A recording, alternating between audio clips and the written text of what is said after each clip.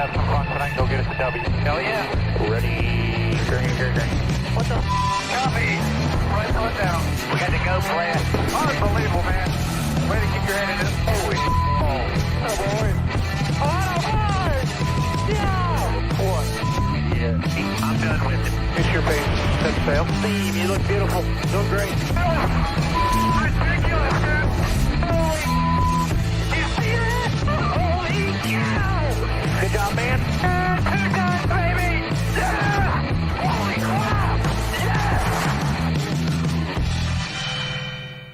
Welcome, ladies and gentlemen, once again to the NASCAR Weekly Podcast. My name is Eric Estep. I am your host this week alongside the usual NWP crew. We've got the Iceberg, Jarrett Lundberg over here. We have Darian Gilliam, a.k.a. Black Flags Matter. Down here, sort of caddy corner, is Danny B. Danny B Talks. We also have a couple very special guests that are not only joining us on the podcast tonight, they're also hopping on the podcast party bus and going to Darlington with us. We've got the Garage Guys, Chase and Dale. Gentlemen, you're looking dapper as always. Appreciate y'all being here. We appreciate you for having us, man. This is a great time. There's just a lot of good vibes in the air right now. We own a race car, man. Yes, sir. Yes, sir. Absolutely. And Jarrett added this nice fancy little GIF. GIF? It's GIF. If you say GIF, that's the peanut butter. GIF. Oh, it's definitely GIF. GIF on top of my head here to remind everyone to watch Darlington Cup Race this Sunday, Mother's Day. It's also ironically my dad's birthday, so it's a busy day in the Estep household. It's also going to be a busy day on track. FS1, the Goodyear 400. Gentlemen, we're going to talk all about Darlington here at the end of the show. We'll get to Kansas in just a few minutes, but as is custom on the NASCAR Weekly Podcast, now we begin with our hot takes. Danny, you're up. Get us started. What do you got to get off your chest this week? Oh, man, I think I have come to the conclusion this week that Ross Chastain isn't a menace. He knows what he's doing. He's just a big troll, and he's out there just to make us all mad at this point. Picking fights, ready to go with anybody and everybody. Shaking hands with Denny Hamlin after months of torture of him, and then now fighting Noah Gregson. I think he's well aware of all the jokes, memes, conversation, everything is out there. I bet he has a bunch of burner accounts. We don't even know he's out there watching everything. And Ross Chastain, I think he's just becoming a big troll at this point. I think secretly he's buying into the meme of himself. That's my hot take. Some self-awareness from the Melon Man. I like it. Jarrett, what do you got? What do you got for us this week? All right, this is one that I don't think anyone would guess me to have, and usually this wouldn't be a hot take by definition, but for me it is.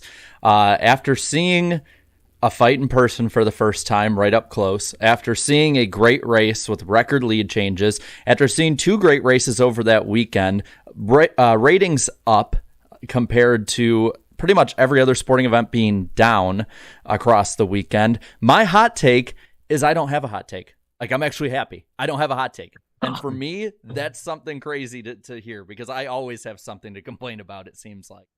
But I have no hot take this week, because my hot take is I'm really happy with what's going on. There could be, of course, things that we can nitpick about it, I get, but those aren't hot takes. Those are nitpicks. So that is my hot take. Wow. I never thought I'd hear the day that Jarrett is happy and content. This is a momentous occasion. Somebody mark it down. May 10th, 2023. Really just gave a pass. Oh my God. I think it's still a hot take. It's not a pass. On the chat, the poll, I'm able to put in the chat. I'm only allowed 4 slots, so I'm gonna have to remove your name, Jarrett, since we have 6. You didn't even have a hot take, so you're off the list this week. That is a hot take that I don't have a hot take. I thought that was a good hot take. You literally just gave a pass. No.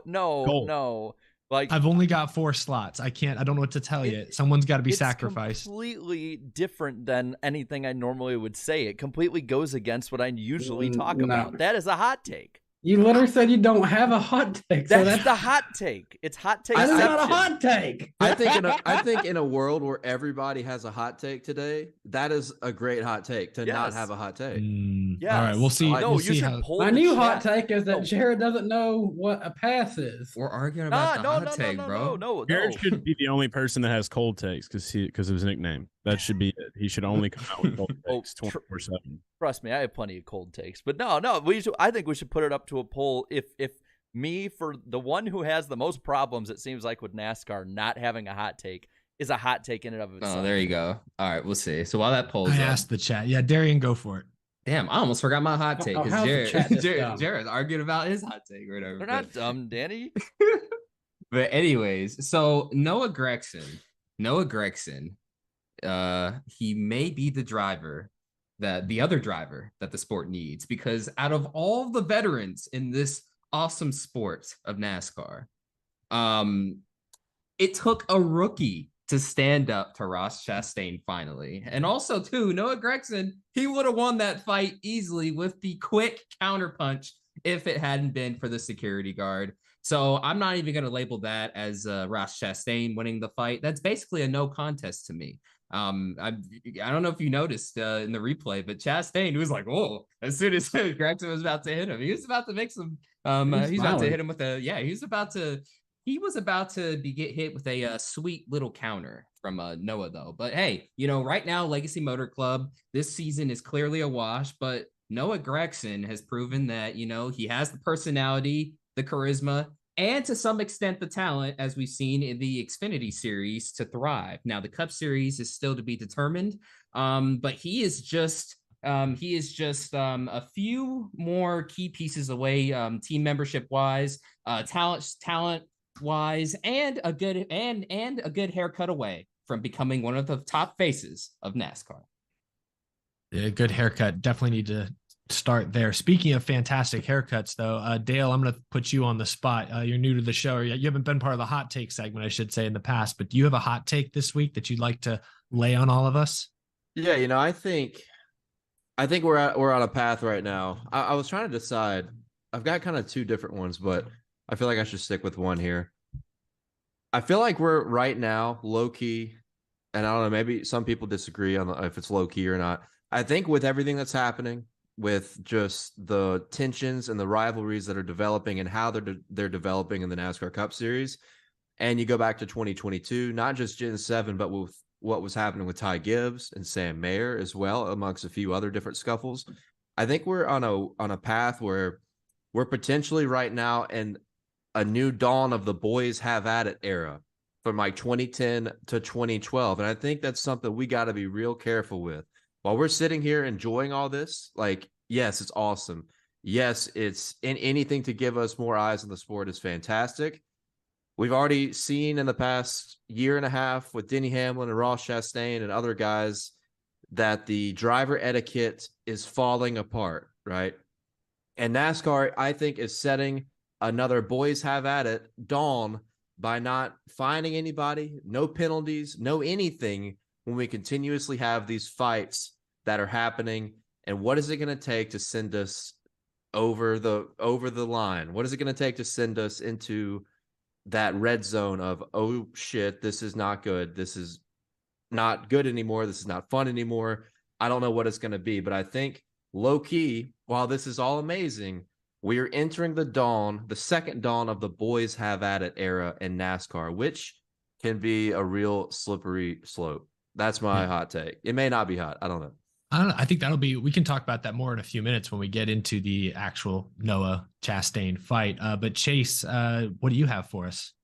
I really just think that Noah Gregson's haircut should just be like kind of a mandatory thing for his entire crew at this point. Oh, wow. Yeah, I think everyone should be rocking the bowl cut. I think it would really build team morale. I think that it would be important for everyone to just kind of get on board. They're in kind of a throwaway year now. Chevy's going out the window. They're going to Toyota. Maybe it's just time to make a statement. Obviously it made him maybe a little more punchable, but that could also bring, some really good things in the future. Maybe some more boys have at it. So, I think that the whole team should really just embrace the bowl cut. Maybe even Jimmy Johnson as well. That would be. I don't know if that. To you. What if to match his change of pace with the mustache? What if Dale tried it? I think Dale would actually make a very good bowl cut boy. Yeah, I had it. I had it till I was about 8 or 9 years old. So we could throw it back. It is throwback week. I mean, yeah, we could think about it. Him and I together, we could bowl. I'd have to get a wig. My hair is slowly falling out as a 31-year-old man. So I definitely could get a wig. He could probably cut his, and then we could just get together with the boys, have a big trash can bowl cut weekend. I like it. Unfortunately, I don't think I'll be joining you in that. That's terrible, Eric. I wish you would. I don't know that I can do it. Seeing Noah the last couple weeks has been all I needed to see. I guess I'll wrap things up with my hot take, and that mine's, I don't know that it's a super hot take, and it's very off topic. I know we'll have a bigger conversation towards the end of the show about this, but earlier today, Bob Pocker shared a clip of Kyle Busch. He was asked what's something from the 90s or 2000s you'd like to have back, and one of his first responses, without much hesitation, was Brickyard 400. And I know the rumor throughout the garage for months at this point is that the team over at IMS, Penske, Doug Bowles, whoever the case may be, they are very interested in bringing the Brickyard 400 back, perhaps as soon as next year. And I guess I just want to second that. I know for a while there, the fan goodwill for the Brickyard 400 had basically hit an all-time low. It was no longer a fan favorite. In fact, it was actively fan hated for a time there. But while I've enjoyed the road course the last 2 years, whether it's been the curb destroying cars or turn one destroying cars, I do think it's time to give the oval a try. It's a crown jewel event. The drivers clearly respect it. And with the next gen car, how good it races on bigger ovals, who knows? Maybe IMS will be a legit solid venue for cup cars for the first time, maybe ever. I don't know. So that may not be a hot take. I'm just agreeing with Kyle Busch. I'm not even going to include my take in the poll. I'll ask, since I only have 4 slots in the chat, who had the hottest take: Danny, Darian, Chase, or Dale. I'm sorry, Jarrett. We already asked about your poll. They did say it was a hot take, but I just don't have enough slots. And we have guests. Yeah, I'm seeing you thumb down, but I'm dealing with what I got here. I'm limited as far as my tools are concerned. Chase, though, jumping out to the early lead with the hottest take. So making quite a splash here. The bowl cut brigade is out in full force. They agree with you. That's it. We need t-shirts. We need to make t-shirts. Oh, wait, hold on. It's getting closer, though. You see that? Look at that. It's starting to change up a little I bit. vote that everyone looks like Bling Bling Boy. I'm going to vote. Hold on. Well, on that note, we're going to get into the cup race. Before we do that, though, I want to shout something out that we're doing tonight. If you've been paying attention, we have t-shirts for the podcast party bus. Danny is wearing one right down there in the corner. We also have Diecasts available for pre-order. 124 scale official Live Fast Motorsports podcast party bus, daily downforce out of the group garage.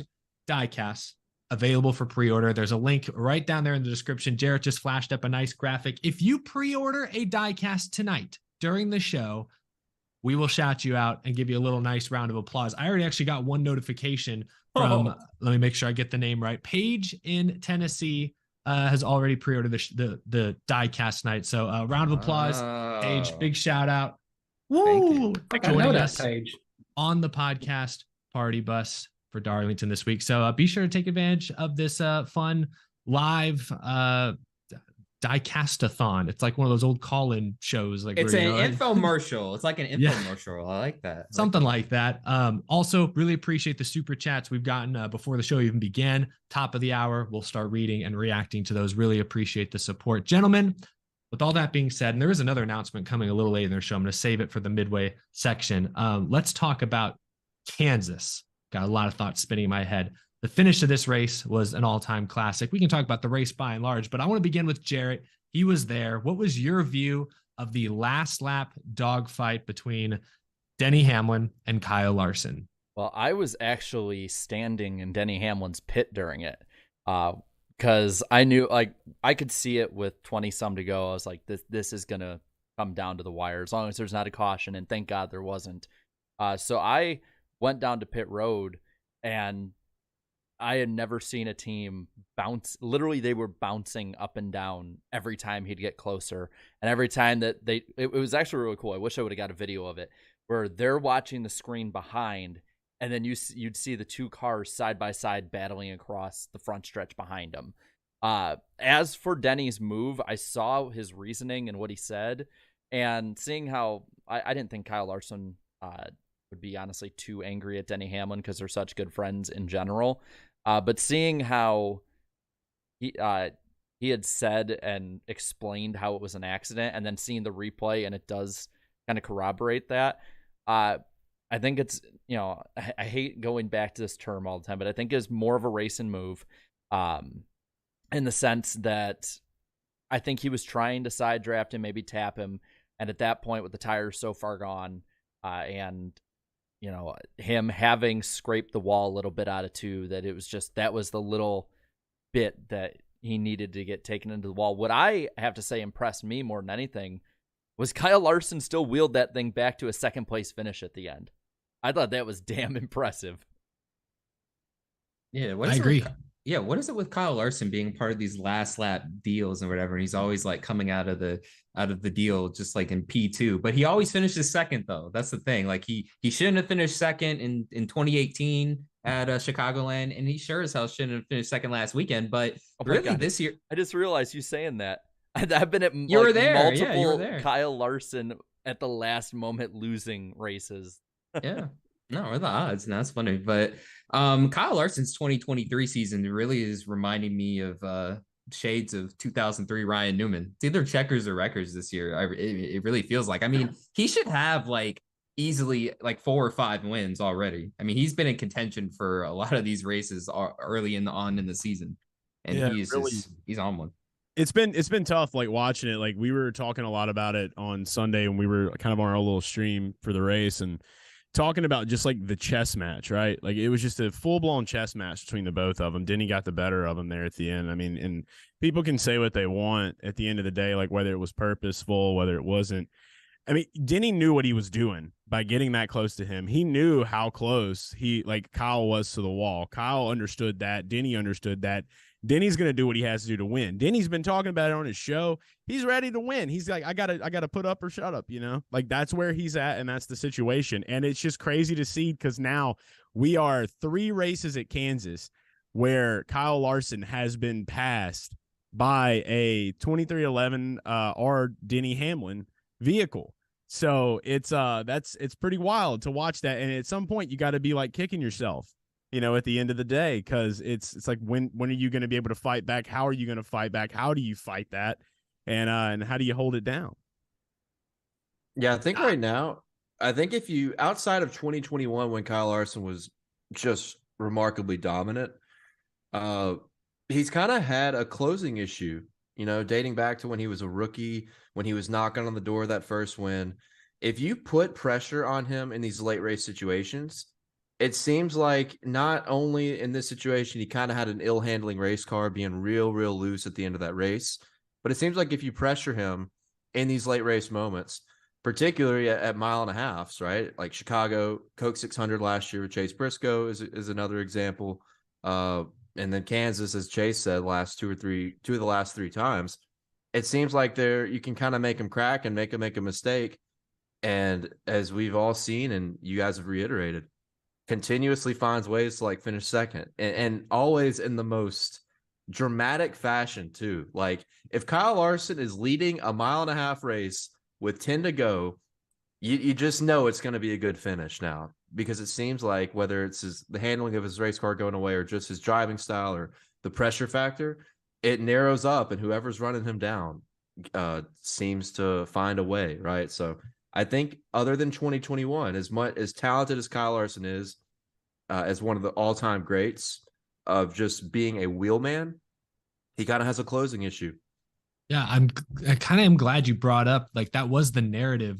That was the book on Larson up until really 2021, like you're saying. I just remember all those near misses. How many seconds did he have in one season before he finally got his first win? That was kind of the case. That being said, I also really enjoyed, I think it was Chase, you said this, you called it a chess match. Watching Hamlin, especially in turns 3 and 4, the way he would enter extremely high, inches from the wall, and somehow he was still able to turn down about a lane, maybe half a lane, through Larson's wake and eat up ground exiting turn 4. He was doing that lap after lap, the final 10 laps. And, you know, he got side by side with Larson. He tried to race him cleanly a couple of times. And to say that the last lap move was dirty, I think is probably an over exaggeration, especially now that we live in a time where, you know, anything goes. It's for the win. You got to do what you got to do. Fans are very quick to use that defense in almost any other instance. It's hard to tell how personally Larson took it. I think he and Hamlin are good friends. Larson's usually a good sport about this kind of thing. He's not a very confrontational guy, but I'll put a poll in the chat. I want to hear Danny's take while he's talking. I'm gonna put a poll in the chat asking them if they think Hamlin's move was fair or foul. I don't really know where to land on this. I prefer clean racing, but it was slight. Larson was already a little loose. I don't know. What do you think, Danny? I saw it as just a racing deal. I had a lot of people on my Twitter that was like obviously just salty Larson fans, and I get it. I've been there, done that see it when you see something happen to your driver. But it just looked like Larson was fighting all he could. He was loose as could be those last few laps. He fought it too hard up the track. Hamlin was in control of it, and just bad timing, both going for the win, and ultimately, Hamlin's momentum carries him, hits him, and into the wall. Unfortunate the way it went down, but I just saw it as a racing deal.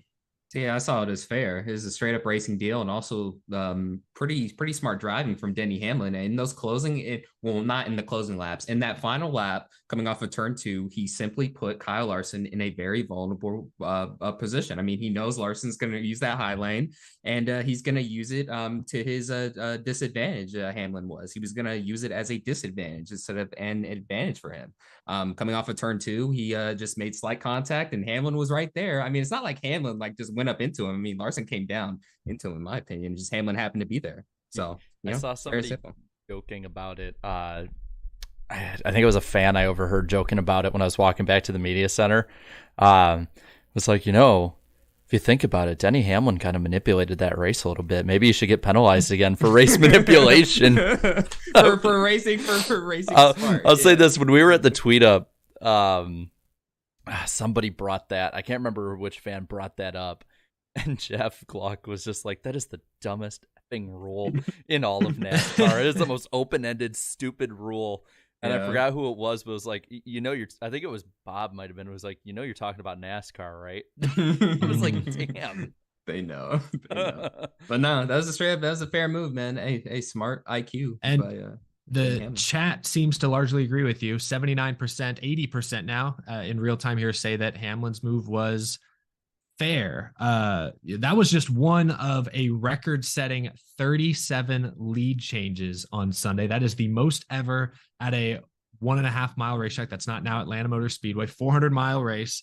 Pretty cool stat, I think, for NASCAR and the sanctioning body to hang their hat on. They love to tout passing stats like that, whether they're fully accurate or not. Real quick, couple of shout outs. This one's interesting. Carl in Missouri. Do you think it's the Carl Edwards by chance? No, I doubt it. That would be Carl, pretty cool. Yeah. Thank you for pre-ordering the podcast Party Bus Diecast. Everyone give him thumbs up in the chat. Carl's a legend. Got to shout out one other person. Timothy in New York, NY, not necessarily NYC, but the Empire State. Timothy, appreciate you pre-ordering the Daily Downforce Out of the Groove Diecast. Hopefully we get some more as well, but thank you all so much for the support. I put the link in the chat. That's awesome. Round of applause. I really wonder if that's Carl Edwards. What are the odds Carl Edwards watches this show? And he lives in Missouri. I don't think Carl Edwards even owns a TV, man. Well, he'll be at the race this weekend. Yeah, he'll be commentating this weekend. So I hope I get to see him, dude. Yeah. Just out of I feel like he's gonna have like Secret Service keeping him very locked down wherever he's at. I'm gonna be honest with this one, and this will be so out there that it might take him off guard. But I only have like one question for him. It's a very long-winded answer kind of question. What the hell is your workout routine? I want to know that. I feel like there's videos out there of that at some point. Well, he's still eating Subway. Still eating Subway, dude. Got to go find an issue of that like ESPN body magazine he was on the cover of. He's the good Subway ambassador. He was friends of John Cena, so John Cena probably just got him something one day and it just stuck. Forgot about the other Subway ambassador. Oh, we Daniel Suarez. Oh. Yeah. Danny Suarez. Who dropped him because he handed out a Dunkin' Donuts because he has a sweet tooth. Yeah, the Dunkin' Donuts deal. That's rough. Want to shout out a couple other drivers real quick before we get into the main event. Ding ding. But William Byron had tons of issues early on. Remind me, he hit the wall, then he sped on pit road, then I think he hit the wall again. He hit the wall again and ended up being 2 laps down. Came back from being 2 laps down to finish P3. I know he's got 2 wins this year, but it seems like this is becoming a common thing, which is why I still don't know if he's quite ready to be where some people have him, where he'll do so good in practice and qualifying, but then can't put the whole race together. But hey, coming back from 2 laps down to get a top 5, and he was leading. That was good. That was 50 laps really to go. Good. Like that says a lot about them, though. Too. That's what I said. That what sticks out to me in that situation. This is the kind of stuff that Jimmy Johnson would do in his championship years. They would, and I know this better than anybody because me and my dad lived to root against Jimmy Johnson. We wished everything terrible upon him on race day. And it seemed like all the time he would start off a race so poorly. He'd either spin out, blow a tire, get lapped, be 2 laps down. And by the end of the race, somehow Chad Knaus and Jimmy would be right back up in the mix, running top 5, running top 10. And those moments is what kind of what made him a championship caliber driver, right? Like, so when I saw that, that the first thing I thought of when I just saw William Byron come out of nowhere and he's running P3 in the last 20 laps, I'm like, that's the kind of shit Jimmy Johnson used to do, man. Like, so I think that's actually a good step or a good sign as William Byron being even more of a championship contender than he's been in any years prior. To be fair, though, Jimmy and Chad, they were doing that back before stage racing was a thing, before he had an extra caution or two to help him out. But it was way harder, yeah. Yeah, so even more props. But I want to mention, Darren, I want to mention Ty Gibbs real quick as well, because he's been quietly, I think, steadily improving this year, and he was running top 5 in the first half of this race until he just, maybe got a little sideways, lost it, spun out. But I did want to mention Ty Gibbs as well. Joe Gibbs Racing as well, I think, for the second week in a row. Toyota for the second week in a row seemed to be the best team. Let's talk about the fight. I think that's what everyone is still buzzing about 3 days later. Ross Chastain versus Noah Gragson. I guess just to kind of backstory a little bit, these two got together at Talladega a couple weeks back. In that case, it was a restart. Gregson kind of got pushed, got sideways, fell up, pushed to the outside. Chastain tried to fill that middle. Gregson came down and then wrecked.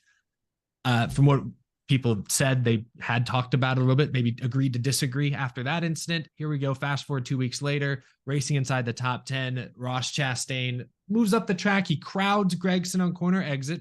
Chastain's own words. Gregson scrapes the wall, later cuts a tire down and wrecks out. He confronts Chastain after the race, grabs Chastain by the fire suit. Chastain, we found audio where there's a clip of him telling Noah, stop. When Gregson didn't really stop, Chastain hit him with a quick swing of the right hand. And then when Noah tried to retaliate, we already kind of talked about this, security got in the way and broke them up very, very quickly. That's basically a play-by-play for those of you who don't have eyes or haven't seen it somehow in the past 3 days. Hey, really quick. Hold on, really quick. I have to call this out. Ben in the chat says he got sucker punched. Noah Gregson held on to him. That's a sucker punch. Yeah, I made the mistake of using the word sucker punch in my post-race video, and I knew it wasn't the right phrase. It was a surprise. My issue with the fight, if we can even call it that, is that security stepped in. It was a cheap shot, in my opinion, because Gregson never got a chance to retaliate. Started though by grabbing him. Yeah, you don't grab another. I'm sorry. Man. I think NASCAR fans have a warped perception anymore of what fights are. NASCAR fans think that pushing and grabbing and shoving is fighting. No, punching. That's a fight. I do want to say though, we talked about this last week. And we said who would snap first, someone else or Ross? And I said Ross. That's kind of correct because while Noah held on, he swung first. I've been saying all year he's fine. Someone's going to set him over the edge, and it's going to end out bad for them. Exactly. Yeah. That's where I'm at with it, right? Like, this is the way that I'm seeing this. So we all know Noah Gragson is one of the bigger personalities in NASCAR right now for a rookie. I mean, when he steps onto the scene, he steps on hot, and everyone knows he's there. That's just Noah. He is our generation's Mr. Excitement, and that's what he is. Same haircut. Yeah, there you go, right? Yeah. So Jimmy had a toupee, though, didn't he? Yeah, it doesn't matter. It'd be a little bit closer to like what my bowl cut would look like if I had one, which would be a complete wig. But at the same point, like I look at this like in this situation, Ross is doing all these things on track week in and week out. Everyone's talking about it. When you're the kind of guy that's just like you take things in your own hands, you get tired of hearing other people just talking about stuff all the time. They're just always complaining, always about this one thing. Noah's that guy that's going to say, fine, I'll take it upon myself. So he's waiting on this opportunity. He's waiting on just any little thing to just give him the reason to get up there. So I feel like Noah is smart enough to know when you go grab somebody like that, he's like, all right, this dude's, he better throw a punch. He better hit. Like, you're instigating. You're ready for it at that moment. Noah should be pat on the back for everybody that loves NAS fights. as I like to call him, because he's the one that took it into his hands and said, I'm tired of hearing everybody talk and complain. No one's going to do anything about it. I'm going to take care of it myself. And that's what he went and did. And I'm sure they're fine and they're boys and everything's good after that. But, on the backside of it now, where I see this moving into is like, this has to spiral. And it's kind of like, it feeds into what Dale was talking about, the whole boys have at it era, whatever you want to call it. I think we're going to see this trickle down. I think we're going to see the energy move, especially the shift, because I saw a tweet that came out where it was talking about, there were more people talking about the fight than Denny Hamlin's win, and like looking at ratings. And I saw that earlier. I think there was a guy, David Land, that had put something out. He quote tweeted something about it. So yeah, seeing that, I was just like, wow, okay, well, that lets you know where NASCAR fans' heads are at. But I love what Jared said. We need to make sure there's some kind of educational standpoint. Just wrestling around and hugging, that's not fighting, okay? You let one guy hit, the other guy hit, and then whatever happens from there is what happens, okay? I've been in tons of these growing up in high school and stuff. You have to understand what the fighting dynamic is. But on the same point, when you look at Gold Shirt Man, as some call him, Gold Shirt Man, that's a cold-blooded dude. Like, you don't want to mess with that guy. We've seen that guy. I'm sure y'all have seen that guy on pit road, okay? Every time he's just around, you're just like, I think Dale, the way Dale said it on our podcast, he was just like, yes, sir. Yes, sir. The only words I've said to that man is yes, sir. Like, Yes, sir. literally in all the last like 30 races we've been to out by the grid or anything. I guarantee you there'll be a lot more people say hello to that man just because of last week. Do you think he'll sign autographs this week? Nobody, I don't know his name. Gold Shirt guy. Yeah, just gold shirt guy. Just had a gold shirt guy. I will say, I think, at first I was on the team of like, gotta let them both throw a punch. And I still like, I want that to happen. But at the same time, if Noah Gragson is that pissed off, like if he's really trying to send that message, he did have an opportunity to throw, right? But instead he went to grab. And not only did he grab, he shook him again. Like he had time. He had more time to throw a punch if he wanted to. And honestly, I kind of feel like he didn't expect Ross to throw. I really think that he did not expect Ross to throw a punch. So this is, I just wanted to close this. I wanted to close this part of it off with our guy Gold Shirt. A lot of people were mad because they didn't let him punch. Look, those things happen so fast. If you've ever been in a fight, you know how quickly things can move. And so if it's someone's job to make sure that, okay, we're not supposed to let these people fight. Like if a fight breaks out, our job is to break it up. For Ross to sneak that punch as quick as he did and get around there, because he wasn't going to be grabbed like that, and he had every right to throw that hand. That wasn't a sucker punch. That was him saying, you're not going to touch me like that. Here it comes. So you have to, don't be so mad at Gold Shirt guy, because he's just doing his job, and he reacted as quick as he could. He's an older man. He's definitely probably in his 40s, maybe mid 40s, something like that. So reaction times, maybe he doesn't have as cat-like reflexes as he once did. So don't be upset at this man for just doing his job. And we all understand we want to see the two fights. Well, if they ever make like, NAS fights tonight, and then they can just enter the ring and do it that style, a whole boxing show with NASCAR drivers, that would be great. We would love it. Fun times, it'd get gimmicky after a while and it would suck. It'd be cool for like the first week. Yeah. But you can't blame Gold Shirt Man for that one. No, you're right. He's doing his job. I think we're frustrated at the situation, but like you're saying, maybe we need structure now, like hockey rules or something. Like maybe now it's like hockey the security rules is trained a certain way. I'm not saying I'm advocating for necessarily hockey rules. I kind of like Dale said. I say let's go. I want to go all out with it. Look, there's a slippery slope there. I mean, well, here's my issue. My issue is NASCAR's made it harder to self-police on the track because they penalized Hamlin, and like other drivers have said similar things to what Hamlin has said and haven't gotten penalized. So now drivers are wary of self-policing on track. Someone goes to self-police on track and still gets the short end of the stick because security stepped in so fast. And I agree with what you're saying there, Chase. I mean, Noah's been quick to throw punches in the past. Why not here? Why not in this instance? He probably didn't expect it from Ross. But it's like, if you can't self-police on track and they're going to break up fights instantly off the track, one's got to give. They got to be more lenient in one shape or another, or return to the FIA and you start penalizing contact on the racetrack, which nobody wants. Or you start, or you end up having more incidents like Jeff Gordon, Mike Bliss, where just get off NASCAR's premises and have the fight.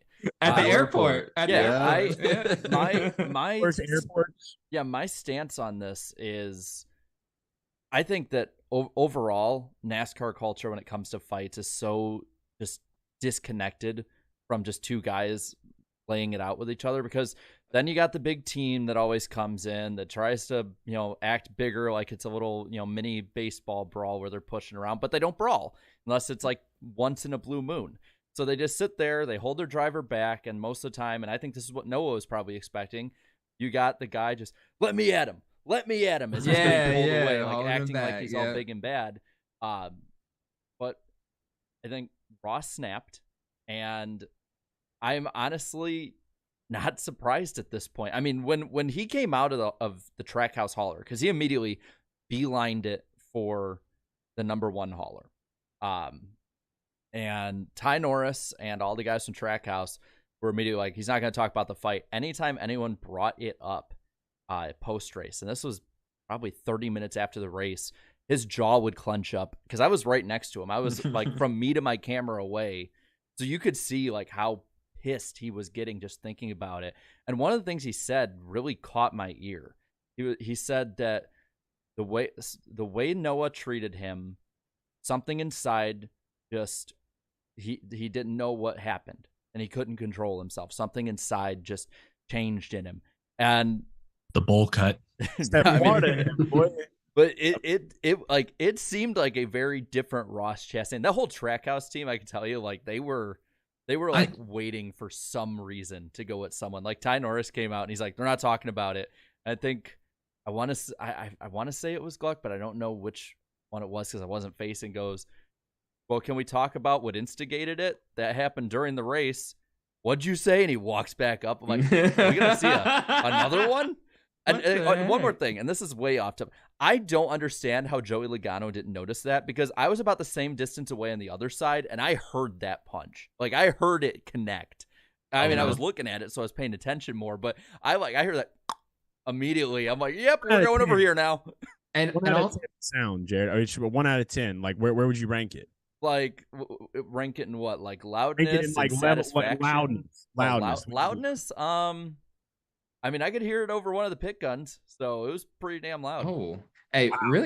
Really quick though, I'm shocked nobody has brought this part up of the fight yet. After it was done, this was posted by NASCAR on Monday on their social medias. Chase Elliott saying, "Hey, somebody had to do it." That really stood out to me too, and in some ways, maybe more so than the fight. Sometimes Noah was the Noah was the sacrificial lamb. They let a rookie go out there and do their dirty work. Yeah, that said a lot. I'm like, wow, okay.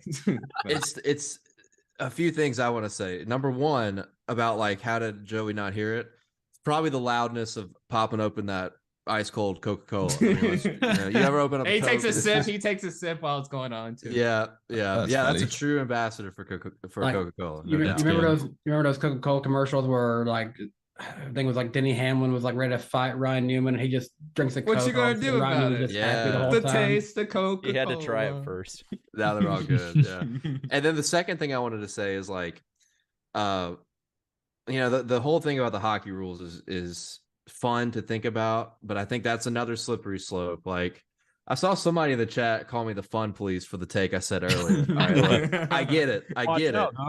But we've been through this before. I know you guys were all watching the sport from 2010 to 2012 to 2014, and the boiling points were these big fights. And my problem is, if you let it be hockey rules, you take the chance that you're involving pit reporters and media people that are just trying to do their jobs and get stories and get quotes, and all it could take is one bad fall, one bad spill, and then we got a big time problem on our hands. So I think the hockey rule thing is like, I think NASCAR would be real reluctant to try to enforce that because of all the other factors that come around it. And it's also like, don't let history, like learn from history, like learn from our mistakes in the past. And that also works with the boys have at it deal that I referenced earlier. It's all a slippery slope. I just think it's a double standard, because NASCAR's going to market this like it was a big brawl. They'll put every fight possible in a commercial, but then they'll want to break it up and make it just, as camera friendly as possible. Corporatized fighting without it being a actual ring around them. I think the drivers should handle it among themselves. I think most of the reporters were back behind the gate, and then once the fight started, we ran to it. So it's our own damn fault if we get involved with it. Sign a That's waiver. true. That's what I say. I mean, the fans, if you look on the back of your ticket, you basically have a waiver saying, "Hey, if you die here, it's not our problem." And Yeah. when we It get should those be the- essential it- passes things, should that's be- exactly what we got to It should be sign. the exact same. I think, it should be the exact same thing for those in media, because I think you could just as easily have some idiot walk in front of a car not paying attention at some point. Like I think was it Kyle Busch that almost hit a lady at Bristol.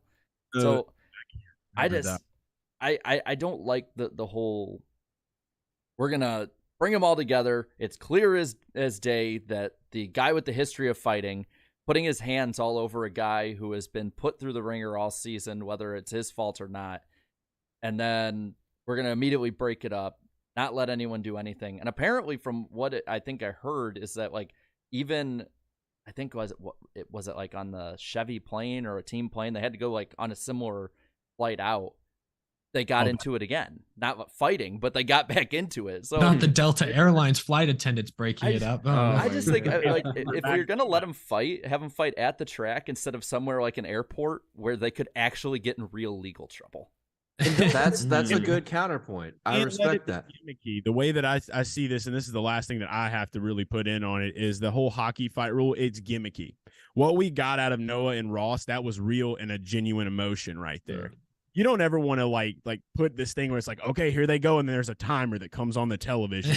After a while, it's gonna get so stale. It's just like, what are we watching? And it's just like you're making an ass of yourself at that point. So the genuineness has to remain. I don't think there's any kind of rules or anything that should be implied. It's just these things don't really happen a lot. So when they do happen, you got to just sit back and appreciate them. And NASCAR will be able to market that however they want to. And we can all know at the end of the day, that was a real raw emotion that we saw happen. And that's reality. That's human nature. It's beautiful. And the double standard deal too. Like we realize like it doesn't even matter to NASCAR because we've seen them market accidents where people have gotten hurt before too, right? Like once everybody's okay, they're, that's just what they do. And I mean, crashes and fights are entertaining to the human race, regardless of if it's NASCAR or if it's anything. Like it is entertaining. There's a reason why we had gladiators back in the animals. That's it. Yeah, I mean, it's a nature of the human race to be entertained by those things. So my last thing I want to say is my biggest takeaway from all this is the fact that no matter what, Ross Chastain just continues to be unfazed by everything that happens. I mean, he continuously gets top 5 finishes and top 3 finishes in these situations where he gets in some kind of scuffle with somebody, whether it's on track. Now it's off track. He still gets a top 5 when he definitely did not have a top 5 car. And he comes out of the fight completely unscathed. I mean, it is insane. And of course, the clip, Darian, you posted the screenshot of where he's like laughing, like right at the end of that fight. Like the man continues to be unfazed by everything. It is truly astonishing and impressive that he just keeps on this straight line. Like even with fights, wrecks, getting into people, he just keeps on trucking, man. It's crazy. He's really yet to be taught a lesson. I don't know if there necessarily always is a lesson to be taught, but he has not been taught it if there is. I guess last thing I'll say real quick before we move on is I just want drivers to be able to self-police, whether it's on track, off the track. I want them to be able to convincingly send that message. I don't know how the best way is to make that happen. But before we talk TV ratings, because we do have some good news over there in just a moment, Jonathan in Alabama hopped on the podcast party bus with us. Appreciate you pre-ordering the diecast. Get a round of applause here in the chat. Thank you. Matthew in Buffalo, New York. Appreciate it. Thank you so much. I know we're filling these seats up quickly. Buffalo. Arthur in Nashville. Heck yeah. I know we got a bunch of the podcast hosts are based in Nashville, right in y'all's backyard. Yeah. That's beautiful. And Christopher in Kansas. Welcome aboard the podcast party bus. Thank you all so much for placing those pre-orders. Christopher from Oklahoma. Close enough. Chris with a K? Yeah. No, Christopher with a C. I don't know. Yeah. But appreciate everyone's support. We will keep the bus a rolling. It's not a train. The heck? No, it's not a train. Yeah, if we're trains are sponsoring lame, it like dude. Daytona, maybe we could joke that it's a train, but Yeah. not this time around. TV ratings. Let's talk about that for a moment because that was kind of everyone was highly anticipating the numbers this week. NASCAR going head to head against the F1 Miami Grand Prix, their second. Wait, hold year. on. You mean the Netflix series, not the F1, the Netflix series. Barry, can you sing the song? Can I what? Can you sing the song? I will mute you. Can I The, wait? the Will I Am song? I oh, will mute. no. I will mute Dude, you. that shit was brutal. Oh, I know you love. Nah. Just wait. I've heard they're making the making of. They're gonna have a making of video. I muted him, so Darren, you'll have to unmute yourself. I won't sing it. They're I'm not gonna sing making it. a making of that music video. Yeah, there's gonna be a making of coming. It's gonna be released on my social media. Be on the lookout. Oh my god, he's gonna. I'm just glad the Netflix stuff actually stuck, like, and has become like. And I watch Formula One, which a lot of people like. Yeah, I do too. Yeah, and I'm sure you guys all do. Like, I've always been a casual Formula One enjoyer over the years. But we're at a time right now where there's a lot of Formula One fans out there that are insufferable people. I mean, absolutely insufferable people. And it starts with the Netflix subscribers, you know, like you get into Formula One because you're a Netflix subscriber. So, yeah. And then you think you know everything. Well, Spencer in here is like F1 WP now. No, it's still NWP. It's Netflix Weekly Podcast. And Yeah. really quick, just to clarify for some who may not know, I mean, like, look, I'm not saying I hate Formula One and stuff, but oh my gosh, like the way like some people are talking about it though, like I understand, like F1 is definitely increasing its sharehold in the marketplace out here in Is the it this week, in the though? States. Is Well, it? not, but this week it's tanked a tad. Well, bit, let's we go to the talk rating. about this. Not everything has to be a competition, course but it does. NASCAR. Yes, it does. Well, Of course it does. NASCAR on cable on FS1 this week got a 1.35 rating, 2.35 million viewers, down slightly in rating, but up ever so slightly, 1% in viewership. So basically flat. A roughly, let's see, yes, 430,000 of those viewers fit the key 18 to 49-year-old demographic. Which is an increase over their share last year for this race. So that is nice, but still it's only 18% of the total audience, still a very disproportionately old audience tuning into NASCAR Cup Series races. This is the fourth straight week with a positive year-over-year viewership number. So that is something to hang your hat on. And we mentioned Formula One. I think Formula One, I don't have the numbers in front of me. Their viewership was around 1.6 million, which was down something like 17% from this race for them last year. I can do the math really quick. I have the numbers on me. Yeah, it's something like that. So I didn't see any of the F1 race. It was on the same time as the Cup Series race. I was You focused. didn't miss much. High five, Eric. High five. Down 21%. Basically, 21%. Okay. Wow. Yeah, pretty much, Eric. What happened in the race was like, you know, the Red Bulls are too dominant. Verstappen had to start But, P9. yeah, he and won the started like, race. yeah, where did he start? Ninth? P9, yeah, and yeah. and won the race. And then Alonso podium too. That's been a pretty good story with Austin Martin this year. But other than that, no, it's been Red Bull dominance. No, I know it's been how many sun and fire suits for those guys. It seems like that's a big battle that's happening in Formula One right now. The sun versus fire suits and drivers. yeah, what was the driver intro controversy as well? It was basically it was an American LO. intro. Yeah, Yeah, to me, their it intros were reminded cool, me of bro. Yeah. it They were reminded me cool. of the comedian they had doing the Clash intro this year for NASCAR, and we just kind of sat and took it. I guess F1 they're used to things being a little more proper. But it was just funny. It was just hilarious to me because like Lewis Hamilton loved it. He was like, "Nah, it was just an intro." But then you had the younger guys like, and that was what was surprising me. Like Alex Albon, Lando Norris, freaking Pierre Gasly, George Russell. Those four were freaking crying the most. They were like, I don't want to be standing out here 30 minutes before. I'm like, bro. Okay. You would I'll not just say survive a this. I'll NASCAR say this as intro. somebody who I tried it, wasn't my thing. Respect it as a form of racing.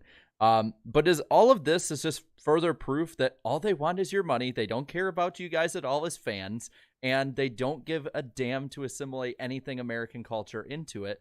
Amen.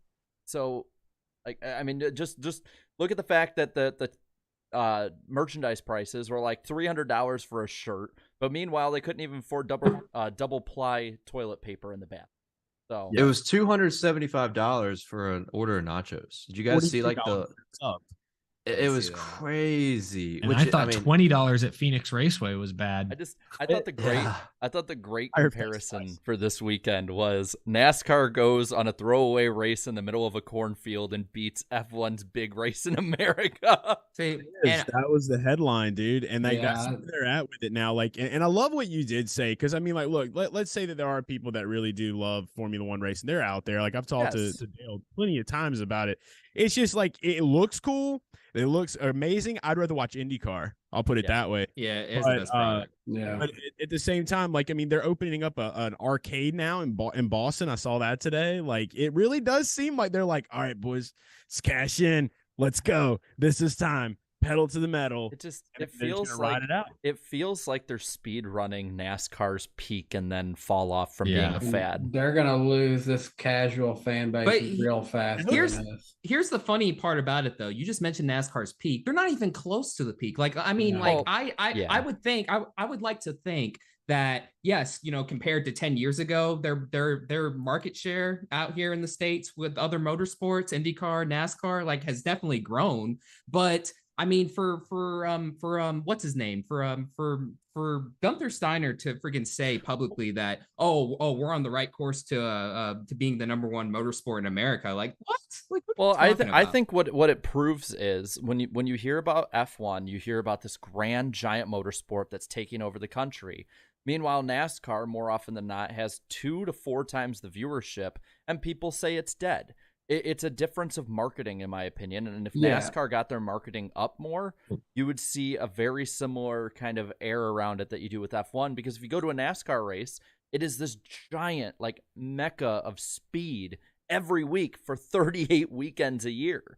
That's the hard part. That's what they have to do. Like, and that's what we talk to everybody about is like, you've got to convince someone sitting on the couch watching the NASCAR race to get up and go to the track, because once they go to the track and they see the on-track product, it makes it a hell of a lot easier to sit at home and watch it on television. I'm glued every week. It doesn't matter where we go, what we do. I love it. And that's just who I am. And like I said, there's F1 fans like that. There's IndyCar fans like that. But with what F1 has done, like, I feel like this is great for NASCAR, and this is probably even better for IndyCar to get where they need to go. And what I'm seeing from it is like I've always, David Bowie is a musician. Like I'm definitely Heard of him? way before my time. Yeah, kind of a big name, kind of a big guy. A little bit. He said this best. You never want to be the first to do anything.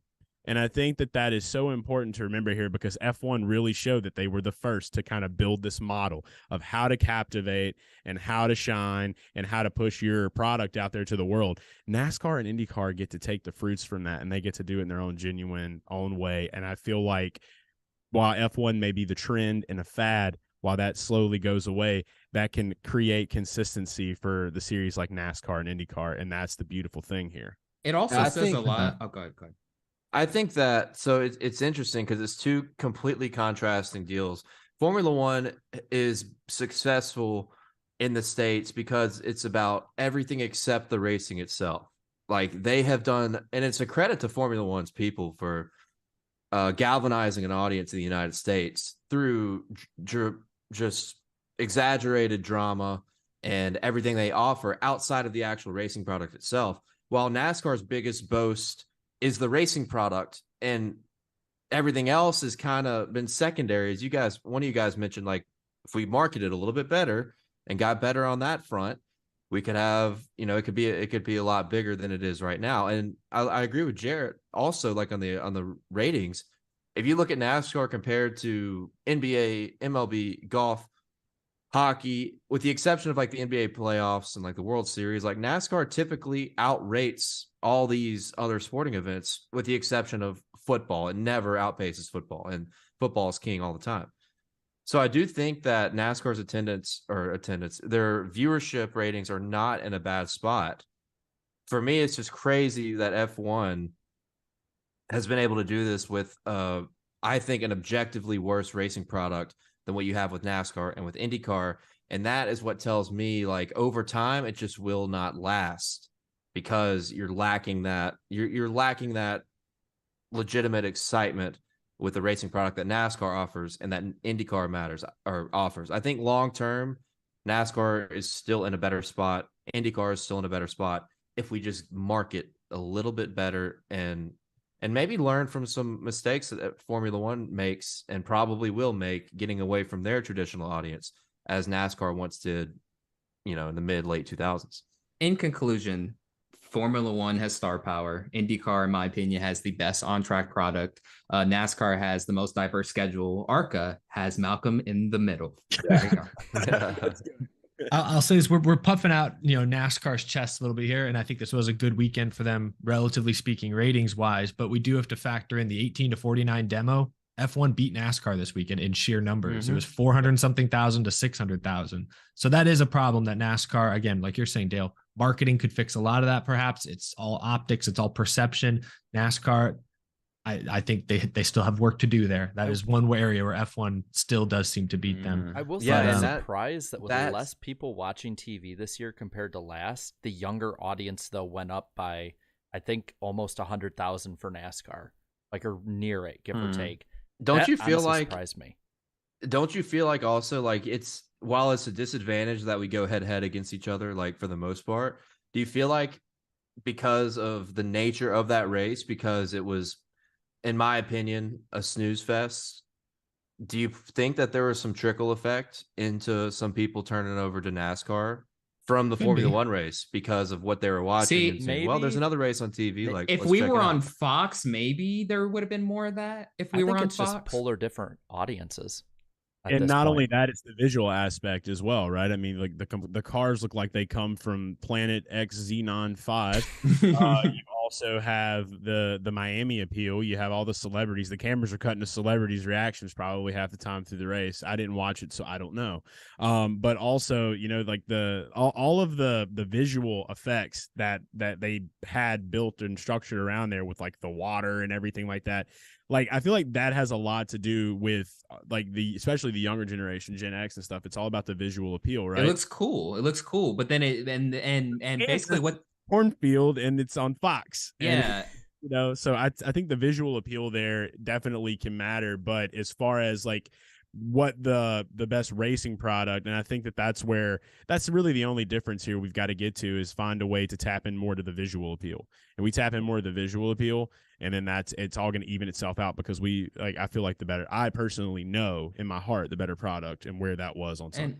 And really quick props to Fox Sports over the weekend. I really enjoyed their broadcast. They had more energy over the weekend, I felt, especially when Larson had spun early in the race. Like hearing Boyer, I'm like, whoa, like I didn't know Boyer had that much energy again. Dude, I thought Mike Joy had his retirement fun on Kyle Larson whenever he spun. I mean, as angry as Mike Joy seemed or upset, I was like, okay, hold on a second. We might have what's going on. It was like, but I will say, Kurt Busch was great, and I don't know if that's something we'll get into later, but Kurt Busch was amazing. Oh, absolutely. Last thing I'll say about the Formula One deal is, and I've said this on our podcast multiple times, their broadcast is not just the best motorsports broadcast in the world. It is on par with one of the best sporting broadcasts in the world with how captivating it is. Their broadcast is so damn entertaining. And it helps mitigate the issue of the actual racing itself. Like, yeah, it takes it away. 18 to 49. It takes away from the fact that the cars are just so spread out and stuff. But then by the time like you're like halfway through the race, you're like, wait, what's actually going on here? Nothing. It's an 87-second lead. Yeah. Like, what's happening? Yeah. But it's so good of like keeping you drawn in. So I love it. I love it. Your commenters on TikTok are going to screen record you saying all the things. Careful. Careful, Chris. Before we get into too much trouble, we spent about 15 minutes on F1. I think we need to cover the other big race that happened this weekend, the Kentucky Derby. Hey, anyone? Oh my God. Mage!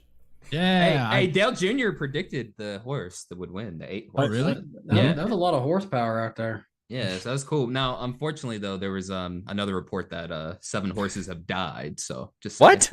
Yeah, I saw. Yeah, no. Way to bring the mood down, Darian. God damn. Hey, that's a serious story, man. What's going on here? We need to protect we're hard-hitting journalists. We're asking hard questions. We gotta ask the question. See, even Blue Jimmy said it. Haha. See, the chat is not the same as the on-screen product. I had $100 on 2 fills. So I was really, really upset. I didn't even get to watch. They got passed on the final moments. Should have listened to your namesake. Yeah, my dad texted me. I didn't see the pregame or the pre-event where Junior predicted that, but my dad texted me and said, "Hey, you should probably bet on Mage because Dale Jr. just picked him." I was like, "Oh yeah, sure." If I only also didn't know it was that number easy. 8. So yeah. Oh, is that why he picked him? Yeah, Number so. 8 Oh. and number 3 finished 1-2. Oh, I didn't even know. I didn't even know. Using lessons learned from his father. Yeah. Dude, That's amazing. Somebody needs to dub that. I might be able to make that work. Tag all of us on Twitter. Like if you can put that Alan Bestwick, commentary over the end of the Kentucky Derby. I like this comment from David Bell. It makes me think Dale Jr. is gonna start a horse racing team before he buys a cup charter. I just want to drive the truck. That's all I want to do. I just want to drive the truck that gets the horses to the track. Dude, I like that. Yeah. On that note, we've just hit the 1 hour mark of the stream. Let's get to what time is it, Darian? Before we get off the cup race, what do we got to do? What is it? Yes. It's time for. Wait. I think I know what it's time for. Yeah, right at the I top was of the just hour. making sure. Okay. It's time for the poll, the famous Iceberg poll. Good job. So I asked on YouTube, what'd you think of the 2023 Advent Health 400? 71% of you said it was a great race. 19% said it was good. So a net positive of 90. That I think is only like the 16th time we've been above or at 90% positive. 7% said it was an average race. 1% below average. 2% said it was bad. So 3% negative. The first comment was from Isaac. Was it positive? Was it negative? Or was it a meme? Meme. Positive. Meme. Positive. Meme. All right. Isaac says, the fact that guys like Byron were 3 laps down at one point and were still able to battle for the win shows that this was the best kind of race. Competitive racing with a healthy dose of, Eric, be careful about this, chaos. Oh, Wow. Well, positive one. Very positive. wait, did you say that was Isaac who commented that? That was the first comment, yes. Is that the same Isaac in our live chat who's changed his name to Chastain? Is it still the R2D2 one? I think it is. I think it might be. He's got a Ross Chastain profile. It's Isaac Chastain. No, that's not the same one. I don't think. Oh wait, no, yes it is. Yes it is. Oh, it is. I see it. I love that. It just changed on my screen. The number 1 most upvoted one was from NRG Mobile 48, who said the fact that Gregson confronted Ross and Ross was able to throw an absolute haymaker and just smile at Noah struggling to get him is too funny. Yeah. No, and the screenshots were even hilarious. Let's see. Smile. Retro Cars Forever says, one for the ages, comers and goers, tire wear, a last lap clash for the lead, and a fight. What more could anyone want from a NASCAR race? I used to snooze through most Kansas races, but this was phenomenal. Let's see, I'll scroll down and see if there's any that weren't as upvoted. Cameron says Kansas is one of the best mile and a half tracks by far. Derek says best race of the season. Awesome finish. I agree. Mm-hmm. Chris says, Oh, we lost Eric. he'll come back. I know they're He'll getting be some back. storms through Houston right now. in Yeah. Texas. He'll be back. The good thing is that Jarrett controls the stream, so we didn't lose the Yeah. stream. No, so we're good. So, let's see. Combat Racer says, well, Jarrett will be able to talk about Ross Chastain for another week. Like you said, this man is the main character of NASCAR. He is. He's giving us stuff to talk about, man. Thank you. I He is appreciate the main it. character. I'm telling Yeah. you. Let's see. I'll scroll down a little further. I went from emotional damage after Larson got dumped to not caring because I saw Chastain punch Noah in the face. And Larson did too, and that reaction was great. He was just like, what's going on here? You know, we talked about the Larson deal earlier, dude. I cannot stand and I don't know if that guy is serious or not when he uses the term dump, but this was not a dump. This was not a dump. I'm tired of people comparing it to a dump. There's people on Twitter. I think these guys had money on Larson, but they were comparing it to Logano and Byron at Darlington. And I was like, dude, there's no way you can compare the two. Logano used Byron as a brake pedal, while this was totally different. Larson came down a little bit, and then he came up a little bit. Like, it is not a dump. If you call it a dump, I hate you. Yeah, That's I it. agree. This one's from Triple P Productions. Now I want to ask you guys this one after I read it. Like, was this true? Because I was at this point chasing after Noah Gragson and Ross Chastain, saying the USFL literally gets less viewers than an Xfinity race, yet Fox pushes way more for it than NASCAR. Yeah. Oh, yeah. As soon as they got the interview of Kyle Larson, they showed the fight, and then they went to football. Yep, pretty much. Not even up in the victory lane with it, man. It's just like, nope, got to get our USFL on. You know? It's not even good. USFL will be gone in less than 2 years. My prediction. Yes. That's the thing. Like, Jared, I know you are with your Vikings fandom. I'm sorry. I'm a Panthers fan, so I share the pain with Have you fun with in Thielen. some ways.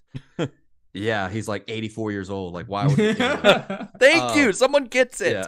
He's like 64. Like I love Adam Thielen, but anyway, the NFL is king. You just cannot, especially in today's day and age, you just cannot compete with the NFL. You cannot have any other faction of football other than college football that is able to even survive and sustain. Like, the NFL is always king, will always be king, at least for our lifetimes. Even in spring football, XFL over USFL right now. Yeah, easily. XFL is cool, but like, people are just not gonna watch or care as much because the best athletes are in the NFL. And Fox And is maybe data, and that's why they're going to push it after races, because football is, like you said, king. Yeah, and the US, there's probably a lot of money invested too, and I mean, yeah, like I think Danny said it. I agree. I don't think it'll be around in a couple of years, and Fox is probably kind of in a state of urgency with it to get it out there more and more, and who knows what their contract is, right? But yeah, football's king.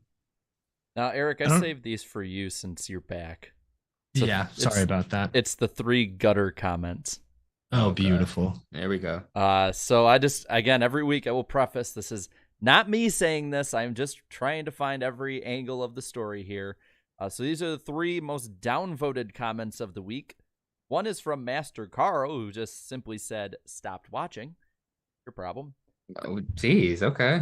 Jumbo_slice said, "That race was mediocre. All the cautions made it too hard to watch." Okay.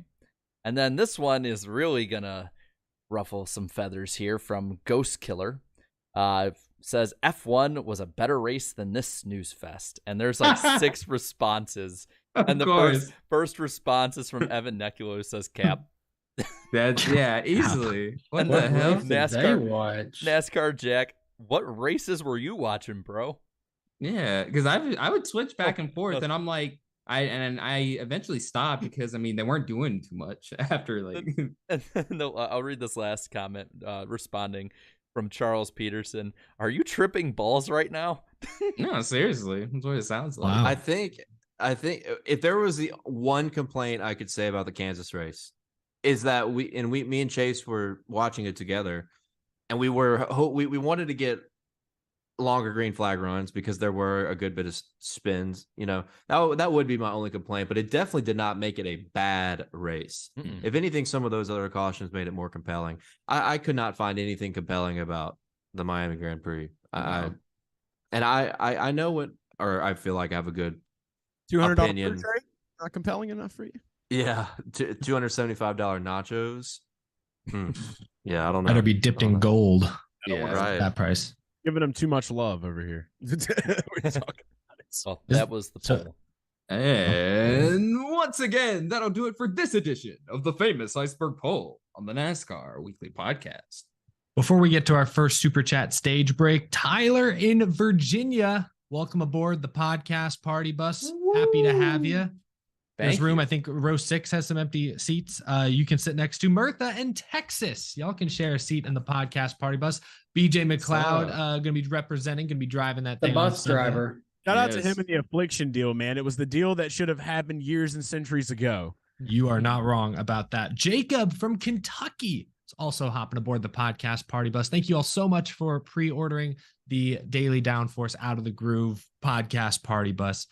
Diecast. Let's get into some super chats. If one of y'all want to time me, I'm going to go for just a few minutes here. We'll get to the rest at the end. But first up, NASCAR Sun or NASCAR's on 2414. Iceberg, sorry, I tried finding you at Kansas, but couldn't. Eric, I'll try my best to find you at North Wilkesboro with Jarrett. Kansas race was awesome in person. Darian, Indy 500, baby. Yes, sir. Yes. Hopefully I'll see you NASCAR there. Sun, yeah, going to be at a bunch of races, it sounds like.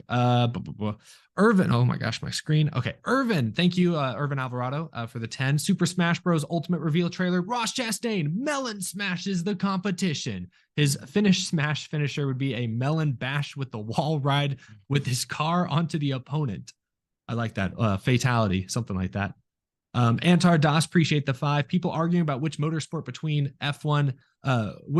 is better between F1 and NASCAR. Stupid. NASCAR has a dying audience with gimmicks all over, including a gimmick champ. Surprised to hear that from Antar Das. Oh, Antar Das then sends a second one.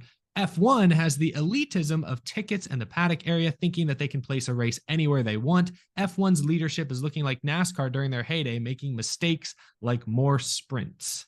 Yeah. So Antar Das basically bashing both series. But I mean, some truth there. Isaac Chaos Stain. Chastain v. Gregson v. Gibbs would be like that 3-way sword fight in Pirates of the Caribbean Dead Man's Chest. I'd love to see it, and I appreciate that reference. That's a fantastic scene. And then Antar Das, okay, they wrap up their rant with just enjoy the 2 series for bleeping sake. They wrote bleeping. I didn't say, Yeah, I'm not enjoy the them. word.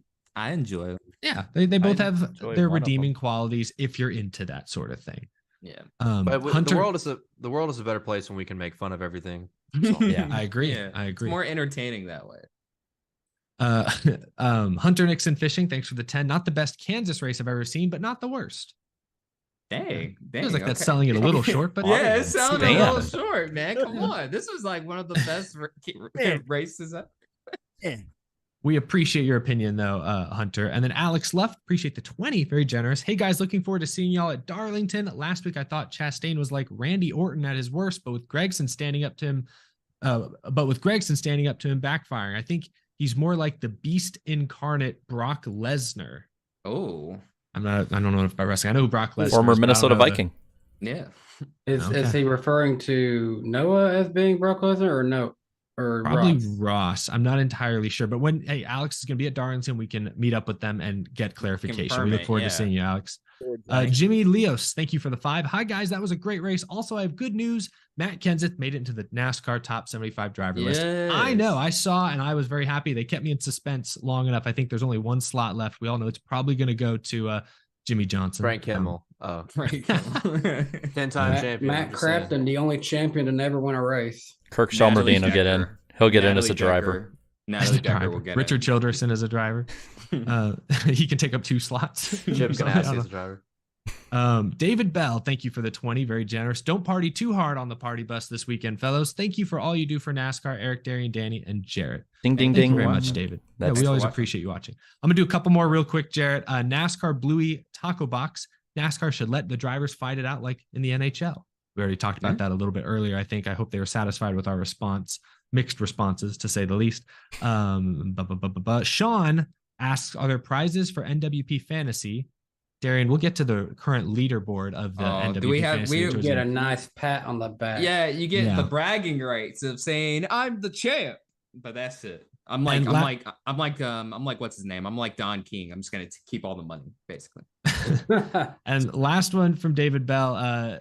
Mentioned, not partying too hard on the party bus. I said that because we were 5 minutes late today. So yes, we were partying a little too hard today. We're getting it out of our system now, David. So that comes Saturday, comes Sunday, we are ship shape, right as rain, good to go, ready to go, very professional. Right, Darian? Very professional. Yes, sir. And we're gonna have a blast. But thank you all so much for the super chats. We will get to the rest of them at the end of the show. But boys, we had a long and passionate discussion about Denny Hamlin, Kyle Larson, Ross Chastain, Noah Gregson, Formula One, the USFL. Let's talk about the truck race for just a moment. I have to admit, I was in New Orleans, did not get the chance to watch much of the truck race. Yeah, I was in your neck of the woods, Chase. Kind of last minute came together. Nolans, yes. New Orleans. However many ways are there to pronounce it? Where'd y'all eat at? Ate at a couple places in the French Quarter. Ate at I went to Pat O'Brien's Saturday night. I don't remember the names of the other places. Maybe that's because Saturday night. No, that was Friday night. I don't remember what night that was now. What up, Acme Oyster House? I'm not. See, that's the thing is I'm not a big seafood guy. I know, so I kind of have to like eat around the edges when I go to New Orleans. Unfortunately, I don't think I get the full experience. I'm glad you got reason. to enjoy it. I'm glad you got to get down here and enjoy it, man. It's a great city. Absolutely. So I didn't get to see too much of the truck race. I did see the end. I know Grant Enfinger ran off and hid at the end, which is good for him. I guess I'll start with you, Jarrett, real quick. You were there. Break down the truck race. What'd you make of it? I thought for the most part it was, again, solid. It was about like, I think if there's any race that was, it's a kind of a normal Kansas race, it was the Truck Series race. There was racing for the lead. Grant Enfinger, I will say this, made this badass 3-wide pass on the backstretch down onto the apron for the lead with like 23 I did see to that. go. That was awesome. And I was standing in his pit too. I just had like I knew where I wanted to be there both races, but that was absolutely badass. There was a couple notables. I know that Haley Deegan was running right around the top 10, solid run for her standards. They made a big deal about Tony Breidinger's first start. She got a top 15. I think it was on the lead lap until like 3 to go. Yeah, that's pretty good. Kyle Busch had some early damage that cost him really a shot at staying up there and winning. But I think the big story of the night was Ty Majeski versus Raja Karuth. Yeah.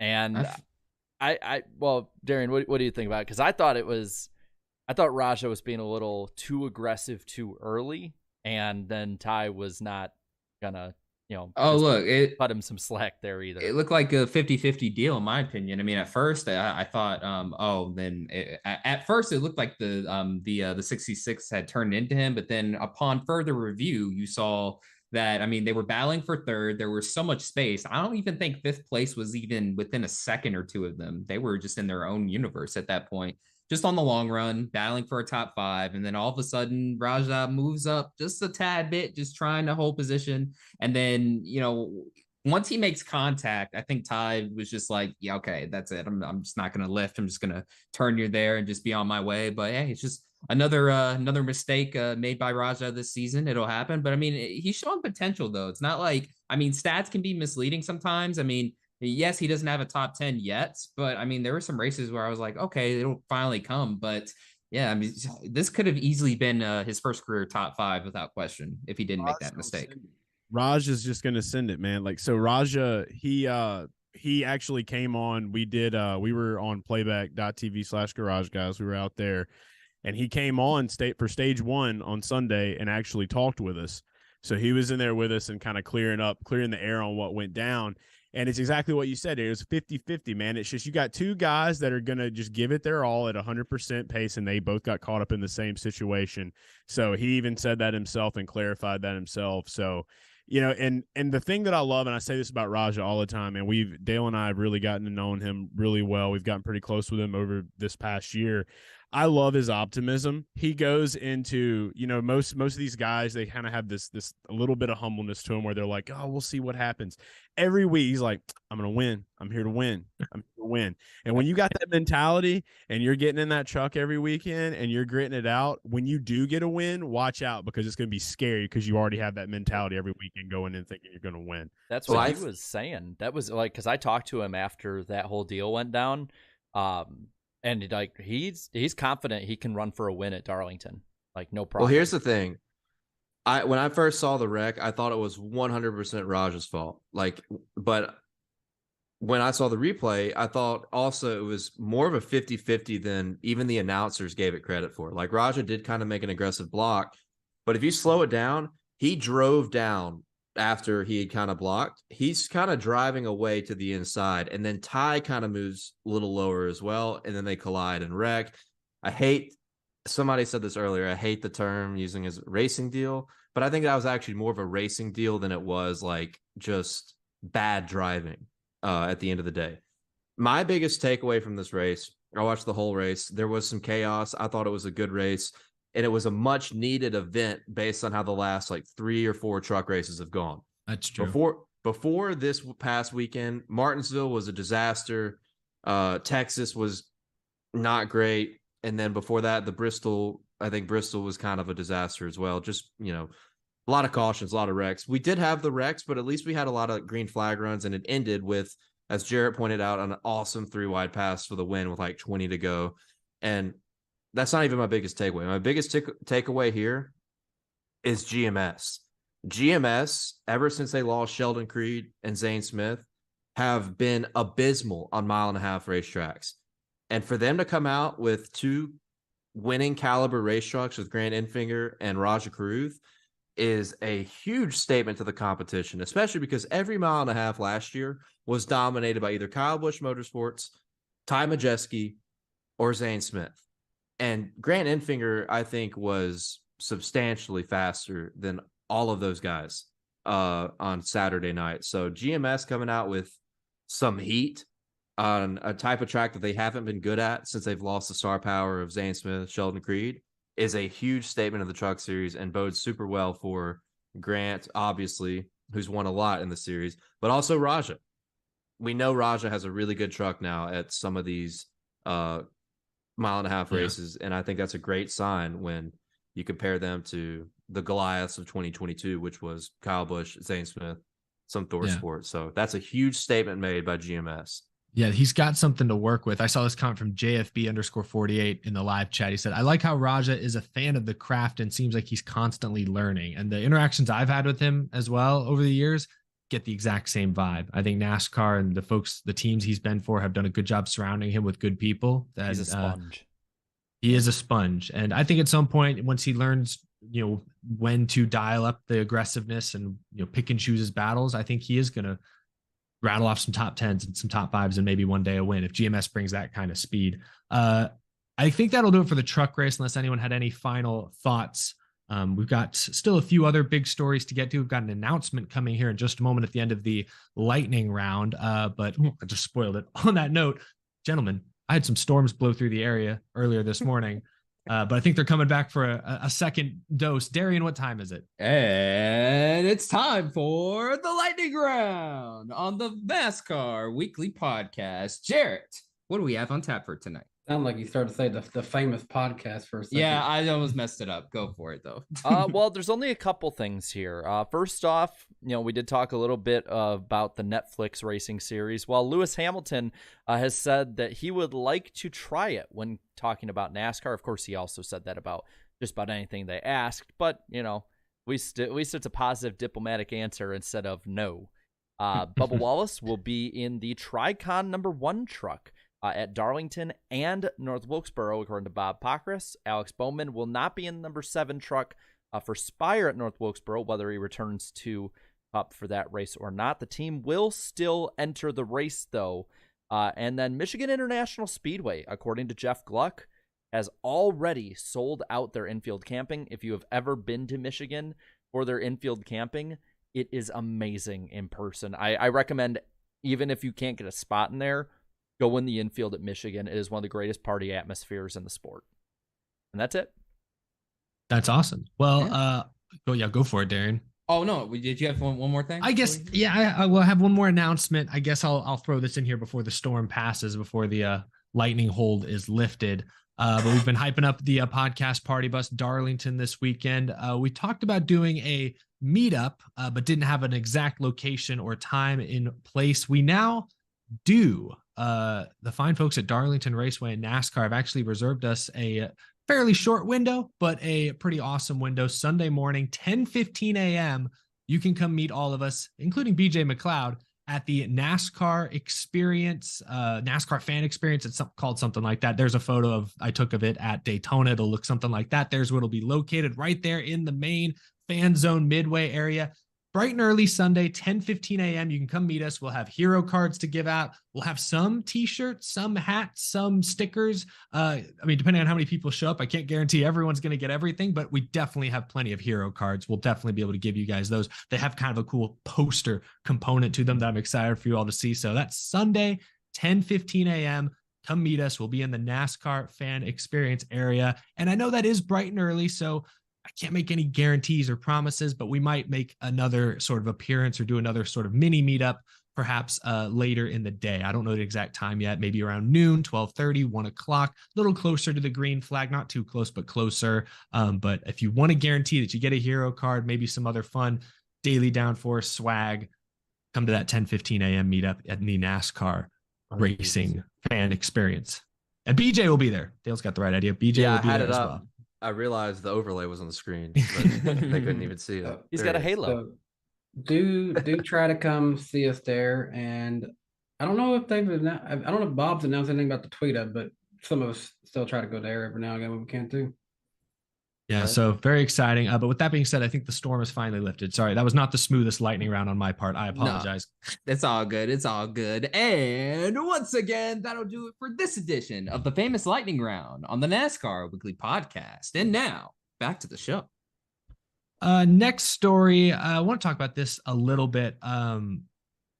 There were some interesting articles and quotes coming out of a Sports Business Journal in particular, talking about NASCAR's next TV, next media rights deal. Their exclusive negotiating window with Fox and NBC has officially run out. So now NASCAR's turned to some streaming platforms, including YouTube TV, Apple TV, or not YouTube TV. I think maybe it is YouTube. No, so there's what's it called? Amazon Did they do Prime Amazon? and Apple TV. But there was a Google one as well. There was a YouTube something in there. There is as well. I YouTube don't- TV that was looking to, but they would want more of like the Sunday Yes. ticket type of Well, package. What I was getting to, though, was that, yes, Amazon has emerged, at least according to reporters on the inside, as the favorite to land potentially an exclusive, like 6-race summer deal. It would be similar to maybe what TNT had 8 or 10 years ago, but this would be streaming. This would be Amazon Prime, same place you can get your Thursday night NFL football. And it would be a huge change for NASCAR that has relied heavily on the traditional network and cable TV platforms, audiences to attract sponsors for their teams, just in general. So, gentlemen, how do you feel about this? Do you feel like Amazon, 6 exclusive races in the middle of the summer? Do you feel like this is a good idea? Jarrett, I'll start with you because I know you like to you focus on the TV stuff as much or more than any of us. So I will say, to start out, the front of the deal, whether it be 8 or 10 years, I am very apprehensive about streaming only. But I would be a complete hypocrite if I said I was against it, because I have been, for about, I got to say, probably almost 6 years now on this show, I have been complaining about the current deal being too stuck in when it was negotiated and not having any leeway. Well, you know, I have a feeling that the streaming wars are going to resolve themselves pretty relatively quickly, just because the big guys got ahead quick and they're eating up the competition. But I want to give a few statistics to why Amazon in particular would be a good partner if they go that route. Amazon Prime has 150 million plus homes subscribed, and they're gaining about 20 million a year at this point. It's estimated that by 2025, when the deal were to start, they'd have somewhere between 175 million homes to maybe 200 million in the United States. USA Network has just under 90 million, and FS1 has 83 million, but is bleeding them terribly. If this is the only way that I would say it be the best deal possible for NASCAR. If they're going to take up 6 races, I think it's going to eat into Fox's part of the deal, and it's going to eat into NBC's part of the deal. An option they could do is maybe the majority, if not all, races on TV be on the bigger networks. Fox for the start of the season for maybe a 13-race run, the way that they used to do back in the 07 to 14 deal. And then maybe NBC for the last, give or take, 17 races, splits it more closer to what like an IndyCar schedule would be, where the majority, like 14, 15 races on big NBC. I know people talked about that it'd be difficult to do that because of NFL, but they're doing that now at the end of the season. If that were the case, Amazon would probably overpay because they're trying to draw people in, which theoretically could mean that even the TV part would pay maybe a little less than they would otherwise. So maybe that means less commercials. That's something I saw floated out there. I honestly don't think it's as bad a deal as fans think it is. I think NASCAR fans are just too scared to change anything. But if we're talking about wanting to grow the sport more, going to where more people are traveling to at the moment, more than any other TV network that isn't one of the main TV networks like Fox, ABC, NBC, I think that's the route to go. I honestly think if NASCAR pulls this off the right way, I think they'd almost be damn geniuses for it long term. Well, real quick, we're still in an awkward spot as a society where like it's hard to just commit fully to streaming. It's also hard to fully commit to cable. A lot of people are paying for both subscriptions, or maybe are paying for one and are unwilling to then pay for both. Like they can't make the full switch. So I understand, because I see people in the chat, I've seen people on social media. I understand people saying, damn, I still need cable for these other things I watch. Now I also am going to have to pay for Amazon that maybe I don't currently have. I understand that frustration. But to your point, Jarrett, 150 plus million households in this country do have Amazon. There's a good chance you have Amazon. You may not even know it. You might have Amazon Prime. You may not realize it. My girlfriend, she, when we moved, she brought her TV. That was a TV we'd use.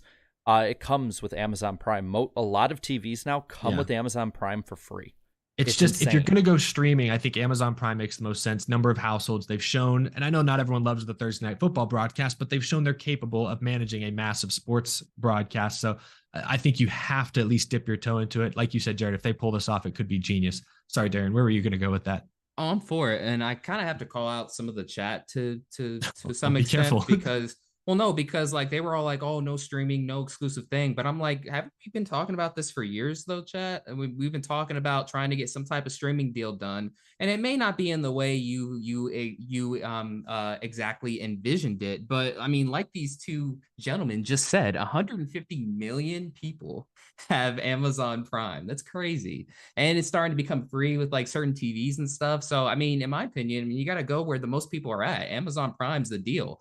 But I also think, though, that, when negotiating this new TV deal and stuff that includes, streaming, you definitely need to take some notes if you're a part of the deal, if you're, one of the TV partners and stuff, because I mean, we were just talking about earlier in the show, the first half of the show, F1's racing product is basically shit, but the broadcast is so damn good that, you can't take your eyes off of it. So, so like basically, let's say Amazon does land the deal and stuff, they're obviously going to be getting ready for their own 6-week stretch or whatever you want to call it, if that type of deal happens. But if I'm either Fox, NBC, or a new TV partner like ESPN and stuff, I'm going to talk to Amazon and be like, hey, what are you doing with your broadcast here? So definitely some notes to be taken for sure, but I'm all for it.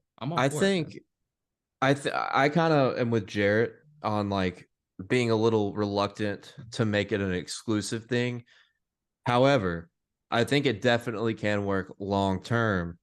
And the perfect idea is to do it for like 5 to 6 races, right? Like a very short stint, as not primarily as an experiment, but also maybe an eye into the future of what the sport could look like. With that being said, we talked earlier in the show about when we get these TV numbers, we see a disproportionate amount of older people, not 18 to 49, that are the core base of the viewers. And NASCAR's core base, talking about this group, a lot is a group that I think includes a lot of people that don't like to pay for extra stuff. I think that is just a general deal with very picky racing fans, very picky NASCAR fans, and older fans. So I think to do this, I think it's yes, you have to gauge that there's 150 million plus people over on Amazon Prime, but I think you got to offer some kind of incentive to draw your core base over to making the switch and getting into Amazon Prime if they don't already own it. I think you have to assume that our whole audience that's watching on TV does not own Amazon Prime, and you got to say, what incentive can we bring to the program on Amazon Prime to get people to actually pay for it? Because this isn't the NFL. I know there might be some people being like, oh, well, you shouldn't compare to football. No, you absolutely should compare to the NFL because it is the king. It does everything right in how it markets, and it's it's on track, on field products. So I think you're not going to have as much crossover. Like everybody, football fans are just foaming at the mouth to see NFL football. So they will come over to Amazon Prime. NASCAR fans, I feel like with our core base, with our core demographic, they don't breathe the same air. But I think you have to offer a big time incentive. Now, what that incentive is, I don't know. The Denny Hamlin bracket. You do a 5-race Denny Hamlin bracket stretch. In my opinion, I really liked when NASCAR offered all the onboards with uncensored radio chatter on like HBO and stuff. Oh, like Hot that Pass. was Oh, cool. Showtime. The Hot Pass stuff. Yeah, the Hot Pass, and they used to have Showtime shows. Imagine if we offered something like that to go with the broadcast on Amazon. They should bring up to the light as well. Like the streaming thing, like there's a million roads that this could go down. The main thing is, I feel like that NASCAR is trying to get new fans in. How do you get new fans in? You put it on Amazon. You know there's going to be kickback from the existing fans. They have a bunch of races to watch throughout the year. We want to bring new people in. This is how you bring new people in. This is how you take risks. They're doing everything right here. And Amazon's going to... Oh, sorry. Go ahead, Dale. I'll let you finish. Sorry, yeah. The last thing I wanted to say is just, I think if you put it on Amazon, you got to have multiple streams. You can't just have the main broadcast. I think you have to give options. I think if you give options, you're also plastering it more and more on the Amazon platform as well. So you're seeing the onboards, you're seeing, I don't know, maybe an uncensored chatter, an uncensored radio kind of deal. And then you see the primary broadcast. I think if you give the angles, kind of like what college football does on ESPN, if you go on the ESPN app to watch the national championship, you have 6 or 7 different broadcasts you can watch with all sorts of different angles. If you do it that way, you give an incentive, right? So I think that is the best way. While we are reaching all the new fans, you don't want to lose your core base as well. So I think you got to offer incentives. Do a Manning cast style option as well with recently retired drivers. That'd be another option. But so real quick, my point, Jared, also was, for the 6 races, I think we also have to factor in what the teams want, because teams have often said we sell sponsorship against the 3 or 4 million viewers that Fox and NBC bring in. Let's say they go to Amazon, it'll be 1 million viewers at best for that first race, probably.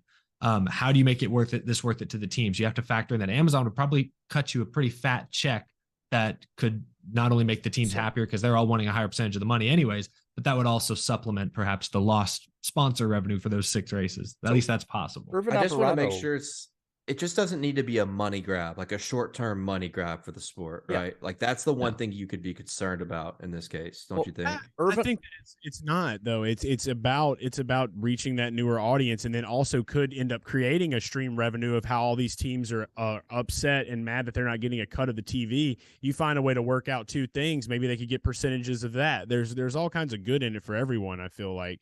But I think that the main thing is just like, if you look at it like it's a money grab, then it's going to be a money grab. Perception is everything. I think that it just needs to be looked at as exactly what it is, and that they're just trying to experiment to see what they can do to get the highest potential audience possible. Well, I know that he kind of put this as a little bit of a joke in the chat, but Irvin Alvarado said you could promote NASCAR products with Amazon, like on the spot right there, broadcast wise. That's something small wise for the teams to sell stuff more with. But one thing I wanted to look at was quality. We talked about, quality of F1 broadcasts or quality of different ones like that. Well, for instance, the MLS, they did a completely exclusive streaming deal with Apple. All of their broadcasts are in 4K. They're clean, they're crisp, great commentary. Apple used all the money they spent to go into making the best possible broadcast. And from what comments and feedback I've seen from it, it seems pretty positive with their fan base. NFL, working with 4K and possibly past that broadcast with the with football games. NASCAR races, when you look at them on YouTube, are in the same kind of format they are on the broadcast, 720p. They are dinosaur broadcasts. And what I bring to this is, when we look at NASCAR's deal right now, it would fit perfectly in 2012. Now, the same amount of time away from 2012 to now is 2034, when this possible deal would end. I think my big point is this deal is not going to fit what we have right now. But the way that streaming's going, the way especially that Amazon has really eaten up the market and almost monopolized the market in a lot of ways, is that this could be set up for 10 years down the line pretty easily. You look at a lot of the stuff that's on Amazon show-wise, and a lot of stuff on there fits the demographic that NASCAR struggles with. Their promotion of Thursday Night Football was everywhere on every platform. It was amazing to see like just how much they had. Like I never thought I'd see so much promotion for like, I don't know, like a Browns and Cardinals game or something. Like they had the absolute worst games, but they made it seem like something big. We talked about we need better promotion. They are front and center with promotion. I think the way that I at least heard about them this weekend and the way that people have talked about it, it seems like Amazon is, if they are going to do that, that's the way they're going to go with it. I just think that fans need to view it like this. Right now, I think we're seeing the biggest shift in how we consume media on a massive corporate level. It's the biggest one we've seen, I think, since radio moving to TV. And whoever nails this right is going to be set up for the next 40 years before it changes in a huge way again. And that's why I'm saying, like, I know that fans are against it now, but 10 years from now, I think everyone is going to have some kind of streaming that's just built in, ready to go, whether that's YouTube TV or Amazon or Apple.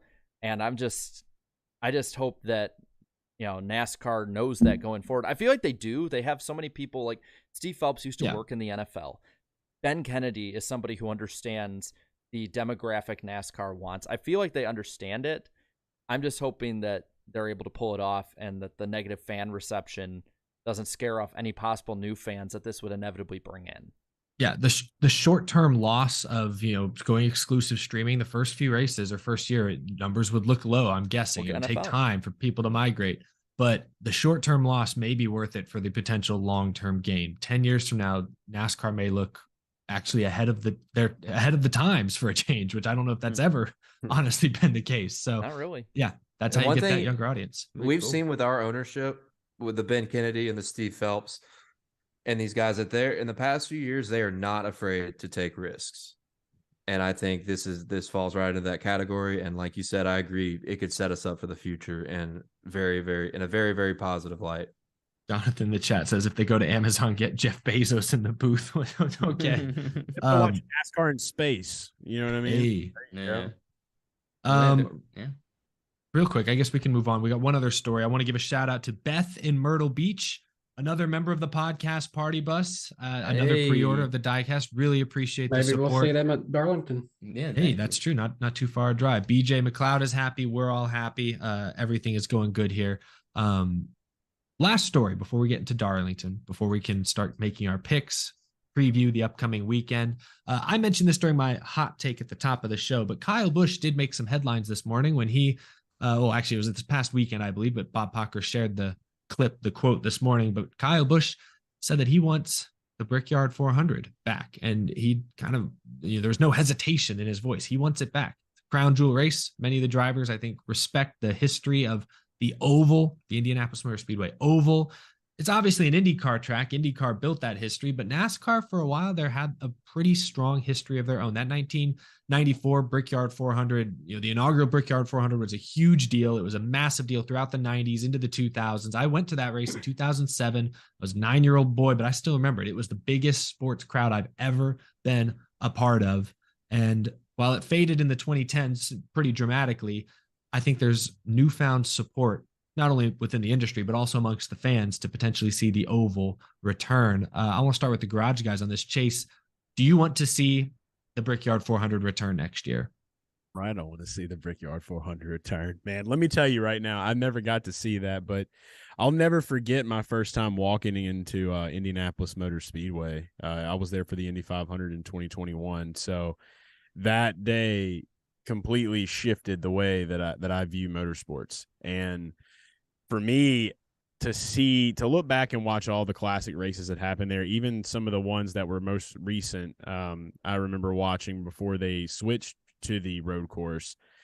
This Gen 7 car, it just seems like things would be different. And so we have to see it. We'll never know unless we try. I think we should try. and I think that time is now. I completely have Kyle Busch's back, and it just adds to that lure of what it means to race in Indianapolis. So yeah, I'm all in. What do you think, Dale? Yeah, I agree. I think the road course has been great for storylines and chaos, but obviously there's no prestige around it. And IMS, same thing, Eric. I've been going for a long time. I've been to the Indy 500 for the last like 11 of the last 12 years, I think, or 10 out of the last 12. IMS is all about prestige. I don't think there should be an event there that isn't something prestigious. Like IndyCar can do what they want because it's the foundation of the series. If you want to have 2 road courses there for IndyCar, great, to go with the Indy 500. But if NASCAR comes there, it needs to be something of prestige. It needs to be the crown jewel that we started it with. And while I don't think the racing is going to change that much, even with this car, because IMS, like you said, it's not built for stock cars, right? And I think that also makes it a very unique challenge, more of a challenge than what we have at that current road course. So I think now, after a few years have passed, I think it will be embraced more than it would have been in 2020 or 2021. I think we need to go back just because it was such a prestigious event. And I said it earlier, NASCAR needs this ownership crew is not afraid to take risks. I think it's a risk in a way to go back to the oval because of the lack of attendance that carried through the teens and into 2020. But I think we're at a time where it just feels right with the new generation to bring it back. I think there'll be a lot of energy at the first one. There's not going to be 400,000 people like you're going to see at the Indy 500 and like you saw in the OG Brickyard 400s. But I think it's a step in the right direction to bring back. It seems very similar to like the Southern 500 deal, how it kind of lost its glory and then came back again. But there's some things that are similar and some things that are different, obviously. But I think we have to go back to it. There's no question in my mind that Next year the would Brickyard be 400 needs to be a staple. Next year would be the 30-year anniversary of the inaugural Brickyard 400 as well. So the storylines would kind of write themselves. Darian, do you feel Kyle Busch is right, or do you kind of want to see the road course or something else? See, instead? the thing about IMS is it doesn't matter who or what is racing there. It's the Indianapolis Motor Speedway. It's going to be historic no matter what. But the problem with the road course event with NASCAR is that it had the potential to be historic or to be, more prestigious. But the problem is that the way these drivers race on it, man, it just makes it look like one big joke, especially last year's race, how that ended. I mean, props to Tyler Reddick for winning that race, but I mean, just the way it was ending, just the finish. I mean, nobody was actually racing. It was just bumper cars. So I also find it funny that 5 years ago, when we were first starting this, if you were to ask NASCAR fans about the Brickyard 400, take it off the schedule. Well, you take something away from NASCAR fans, they're going to eventually want it back. And case in point, the Brickyard 400. But to Chase's earlier points, I mean, I would love to see the next gen on the oval. I don't think it would change it a whole lot. It's still Indianapolis. It's still meant for Indy cars. So it's not like it's going to make it like, the greatest race ever and stuff. But I would rather see that type of racing than some of the chaotic stuff we've seen on the road course the past couple of years, personally. Well, Danny, do you think we'd have any curb issues on the oval this year Don't think so. We were on the oval or next year? It's been known for some tire issues in the past, but I don't think that would be an issue either. Well, I think one thing, a couple things, kind of read the tea leaves on this. I don't think the drivers are bringing it up, especially in just random interviews, just out of a whim. Like I think there is reasoning to this. There's been talk that the track, wants to bring back the Brickyard 400. I know there's rumors about maybe IndyCar next year going to Milwaukee, and then that they axe that second road course date at the track. The way I view some of it is like this. I was someone who was a big proponent of the road course, and I think that with more respect, if this is NASCAR back in even 2018, I think we see a better product even on these late race restarts. I don't think we see just as crazy and plainly stupid moves that we saw at the end of those races. But I was fine with trying it because at least it was something different, and maybe it could amplify the event. Now, maybe it does amplify the event by not having it there. I'm looking at the last time it was run, there were 4.3 million viewers watching the Brickyard.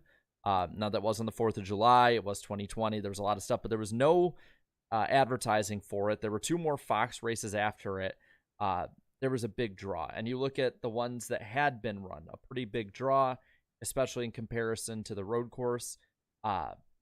I will say, though, racing-wise, I would be curious about it with the next gen because, correct me if you think I'm wrong, I've thought that the Pocono races, which are the most similar to Indianapolis in recent years, have actually been a lot better than, say, the Gen 6 era. Now, that might not translate 1-to-1, but I would like to see it tried. I think if they switched back and forth, like is another rumor, that might be the way to go about it, but ratings talk. And if NBC can have a gold mine going into this new contract, a midsummer classic, because when you look at NASCAR's schedule right now, you have the Coke 600 to start the summer, and the next real crown jewel, I guess, or maybe just big TV draw, I guess, would be the end of August with Daytona.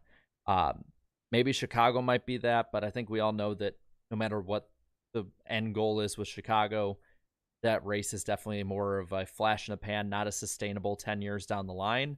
If they had Indianapolis set in July, like it used to be, about a month before Daytona will be, it would fill in that big TV draw gap that they have. Because, you look at the Fox portion of the Daytona 500, and about halfway through that, they have Bristol Dirt and Talladega. Then they have the Coke 600. Like, Fox is set up very well.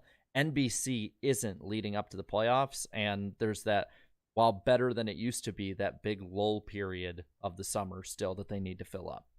I think that also another thing, and part of the reason why they left, and if they come back to it, they're gonna have to NASCAR's gonna have to deal with the image of a lot of empty seats, right? That's what I was gonna say. We talked about optics earlier, and that would not be great optics, right? And the road course kind of eliminates that optic because you got seating at all these other tracks, smaller little areas that they throw in there. You got people camping or like sitting on the grass. The attendance, and it's not like what I've always thought about this is like they call it the attendance is terrible, it's awful. And the Brickyard was still bringing 60,000 people, but when you're at an arena that holds 350,000 people, it looks terrible. And then, of course, you do have to remember that they used to fill it up back in the glory days of the Brickyard. So I think, my opinion, I think this is already planned. I think it's going to happen. I think there's no doubt in my mind they're going to go back to the Oval. But I think they got to not panic when they see a lot of the empty seats because they're just not going to fill it out. The community doesn't embrace it as much as they embrace the IndyCar series with their event. It's just not going to happen. But I am still for it. We'll see how the risk taking, but that's where we'll see that being put into play. Even if they got 100,000, like Daytona 500 crowd, it would still look half empty. Exactly. Yep. That's the unfortunate truth. I think you got to also. You can't, and that's the tough part about it, right? Like not everybody's gonna know that. You're always gonna have somebody complaining about what it looks like or showing a picture, and you just got to be able to eat that. Got to take it like it's punch, It's just tough, like because you're trying to sell it to the TV audience, and one of our big compliments for the SRX was like, look at that Nashville Fairgrounds crowd. It's 10,000 people, but it looks insane. It's 10,000 people, so they would be battling that. That is my only. If I'm playing devil's advocate, because I would also like to see the Brickyard return, even if it's like they switch it back and forth. Devil's advocate, it may not look great on TV with all those empty bleacher seats. No, I think you gotta make it like the Indy 500 on making it a full immersive event experience with concerts and maybe more.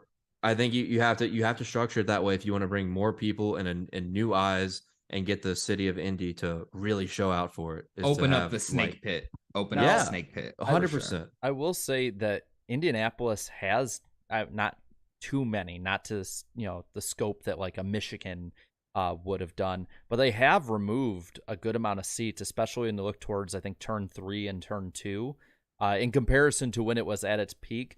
I'm just saying that little bit plus adding in some banners probably through some of the corners too. You could still probably make the front stretch look passable.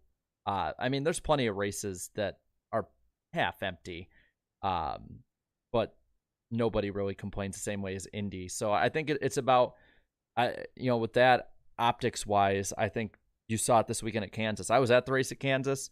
Place is probably 60% full, but people that talked about it, seeing it on TV, were like, damn, that place is packed. It's all about the optics, about the angles.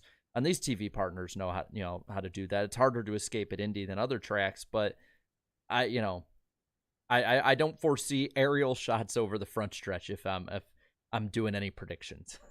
Agreed. point. It's like fired. Like you're fired. Why would you show that? Why would you show the emptiness? Yeah. Gentlemen, the clock has struck 10 p.m. on It's the time. West Coast. It is time for Darlington. Let's get into it. There's a lot of storylines going into this weekend. Obviously, Hold on. we're going to be there. Hold on, Eric. Did you say that it struck 10 p.m. on the West Coast or the Did I East say Coast? West Coast? I thought I said think East you said. Coast. Oh, okay. I might might have have misheard it. I I might have said West Coast. Whatever the Oh, case may be. That chat just confirmed it. Yeah, East Coast. East Coast it is. Okay, so you said West Coast. My bad. I'm distracted. So Amelia just came in and gave me this cookie that I'll be honest, it looks like baby vomit. I don't It know. looks what like she's doing. it looks like one of those random sugar cookies. But it's she put like the cinnamon icing on it. It's delicious, but she just plopped it down in front of me, and I thought, what did you do to this cookie? Okay. So I'm a little distracted. I apologize, Ask but for a croissant next. I honestly, cinnamon cookie though, that's the way to go. I'm sorry, croissant fans. Cheddars, you need to add that to your menu. Cinnamon sugar cookie. I don't know.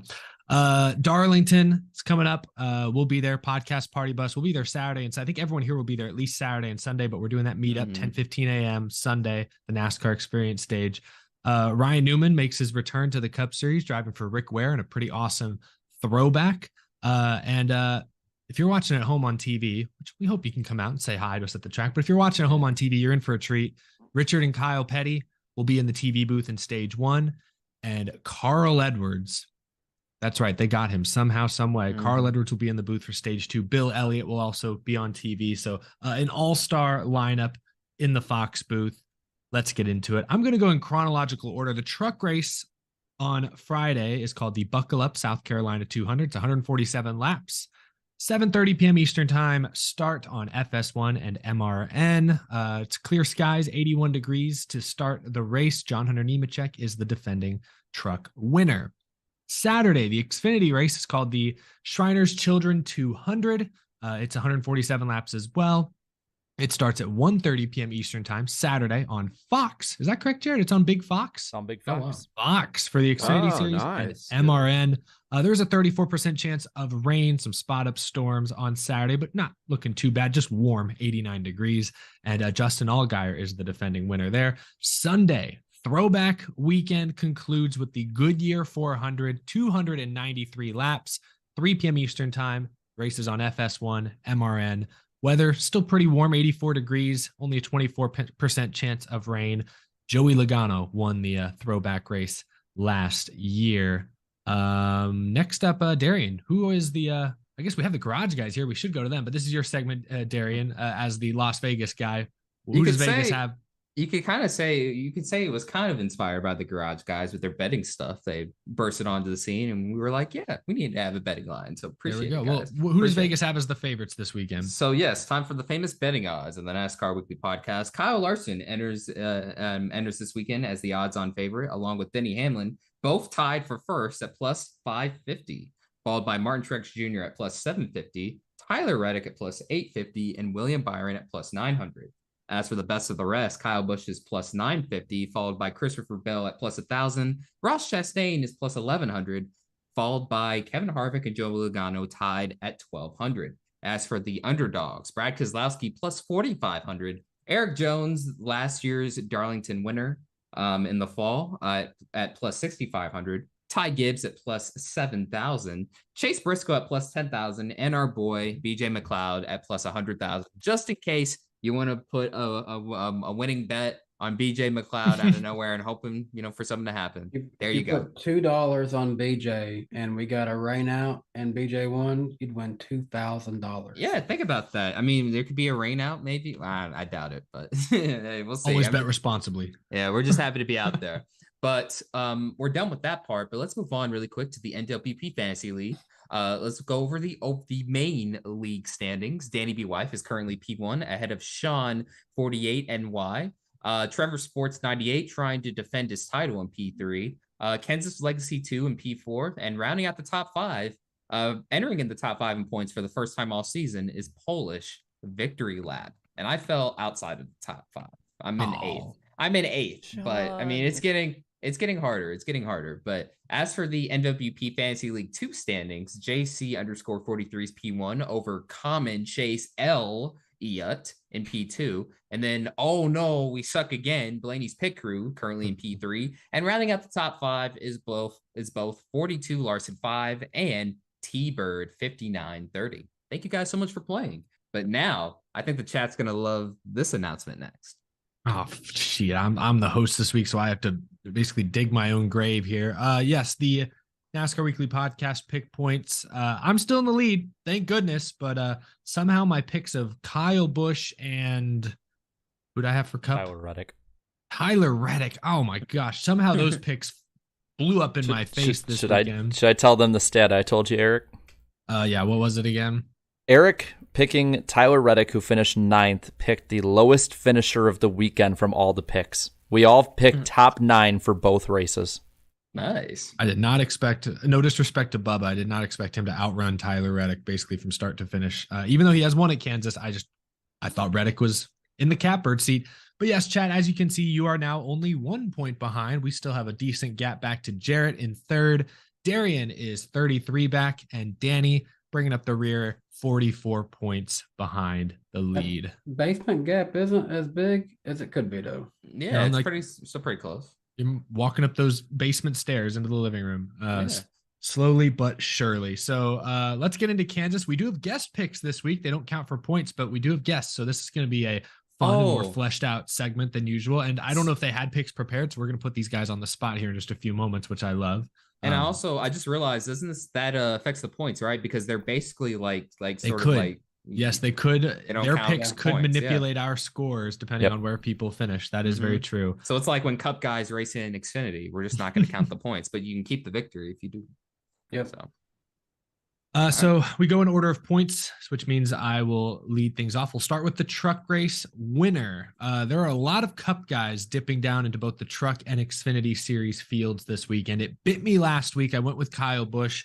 I'm going to go with a different driver of the 51, William Byron, returning to his KBM roots, his old stomping grounds. William Byron wins the truck race. Jarrett, I think you're next. Byron. I'm going Byron also. Yeah, I had William Byron as well. I also had William Byron. Oh, Lord. Oh, man. So sorry, I'm chewing on this cookie. I'm chewing on the cookie. Chase, you can go next. You have a pick? Pick for the truck race. I'm just gonna ride the Zane train, man. I'm gonna go with a truck series local. I'm big on the Zane train. I usually tail Dale when it comes to trucks. So if I'm not doing that, then I'm just gonna ride the Zane train. So I'm gonna ride with Zane Smith. This is such a tough one because on the betting side of things, it's always tricky when you got these Cup guys in. Chastain's in it again. Corey LaJoie's in this number 7. It's so tough. I can't go with Bubba's Byron. in the 1. Yep. Yeah, then you got Bubba in the 1 truck. I'm gonna go with Carson Osevar. Carson Osevar in two of his last 3 starts at Darlington has been amazing, contending, running up front, running up in the top 3. I think his teammate Ross Chastain is going to be good as well. We talk about the speed has been an issue with Nice. This is the track where you can make up being a more talented wheelman. So I think Ross Chastain's a factor. Give me Carson Osevar. I want that Dale Jarrett truck in victory line.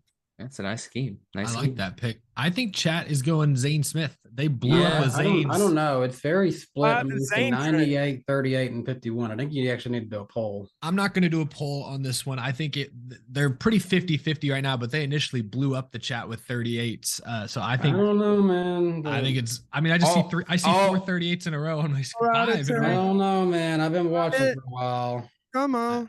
I think they got Zane Smith. I think it's kind of a runaway right now. I don't think so. There's a ton of 51. All right, we'll do a poll. Train has left the station, boys and girls. Slow the stream down. The 98 kind of died off, but it's hard to tell between 51 and 38. All right, so give him a pull, All right. I guess, for those two. But next pick, Xfinity series. Xfinity win pick. Again, I'm leading things off. This one was tougher because I like this driver a lot. I don't know if I love the car he's in, but I love this driver a lot. I'm going Kyle Larson. Ditto. Oh my gosh. Yeah, Yeah, you're taking the easy same way out. thing. Yeah, I'm We're going gonna do Larson this too. again. Go ahead Yeah, I'm and say going with Larson. Kyle Larson. I don't care if it's Colleague. I'm going with Larson. Yeah. Sheldon Creed in the Kevin Harvick throwback got the AC Delco boy on it. Look, we love the boy Sheldon. We do, and we've talked about it this year. You know, like we don't want to curse the man. We want to be straight up, but I have to say it. The energy feels strong here. I mean, we all saw what happened last year. The energy feels strong, and I feel like, you know, he's just a quiet storm is a brewing, and that car, man, y'all all have to agree that car, it looks like it belongs in a victory lane near you. That's all I'm trying to say. That is very true. I And- do and- like the Sheldon Creed pick. And really quick for some people in the chat saying our picks are boring. Hey, there's a reason the pick points are so close the way they are. I'm just saying, because, you know, I'm trying to play it The smart. Cup race could decide a lot this weekend. Yeah, I think the Cup race is going to be the one where everyone's picks are different. That's going to be more interesting. Well, no, but- as of right now, it is the only one where they're different. Oh, but I didn't know that. Yeah, but yeah, no. The chat looks like they're going with Larson for the most I think part. they're going Larson. Definitely saw a few Allgaiers, which I think is a respectable pick. I thought about Cole Custer, but I just don't trust him at this point. But Larson's No. definitely the favorite. One guy keeps screaming Joe Graff Jr. Good meme. Love that. Is he in the 19 again? Is he this week? Is He might be actually. No, Truex is. Truex Oh. is. No, the I no, mean, Yeah, Ryan. I can't take Sheldon Creed because every time I talk good about him, I jinx him. So yes, his paint scheme I think is like one of the best throwbacks of the weekend on like how well it matches the old design. But I think Kyle Larson runs this race 2 years in a row. I'd be shocked if he doesn't win one of them. So I'll take Kyle Larson. Nice. Will I bet on him? Probably not. But yeah. We All right. pick the heavy favorites on this show typically. Chat's going Larson, I think. Although it's close, a few people are mentioning Josh Berry. It's not consensus. Truck pick, it's close, but Zane Smith has pulled ahead 52% of the vote. And I think There you when you go. factor in that initially they all picked Zane Smith before they realized Byron was in the race, I think Zane Smith will be their truck pick as well, which is not bad. Y'all beat me with Zane Smith last week, so Yeah. anything is possible. Now we get into the Cup Series, which for this we do 3 different tiers. We start off going down the line. Who's going to suck this week? I'll lead things off. Penske has been so up and down, and no one's been more down out of that stable than Austin Cindric lately. So I'm going Cindric. Jarrett? I am going to go with Ryan Blaney on this one. I don't know why. I just don't have a good feeling. This is kind of a layup, sort of. Well, not kind of. This is a layup. AJ Allmendinger, he's been irrelevant pretty much all season. And, you know, I figured like, oh, he's back in the Cup Series full time. Might run a little bit better, but not really. It's sort of similar stats to when he was at JTG all those years ago.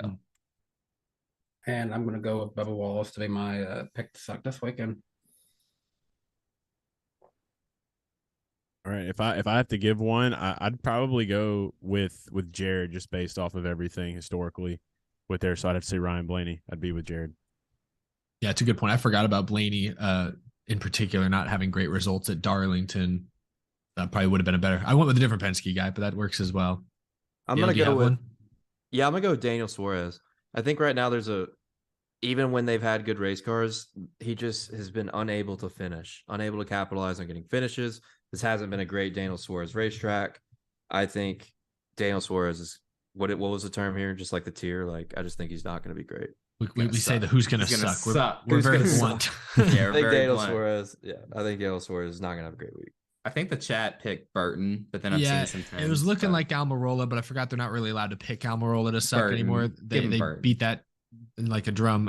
Yeah, I'd say you can't Burton. pick an obvious one, right?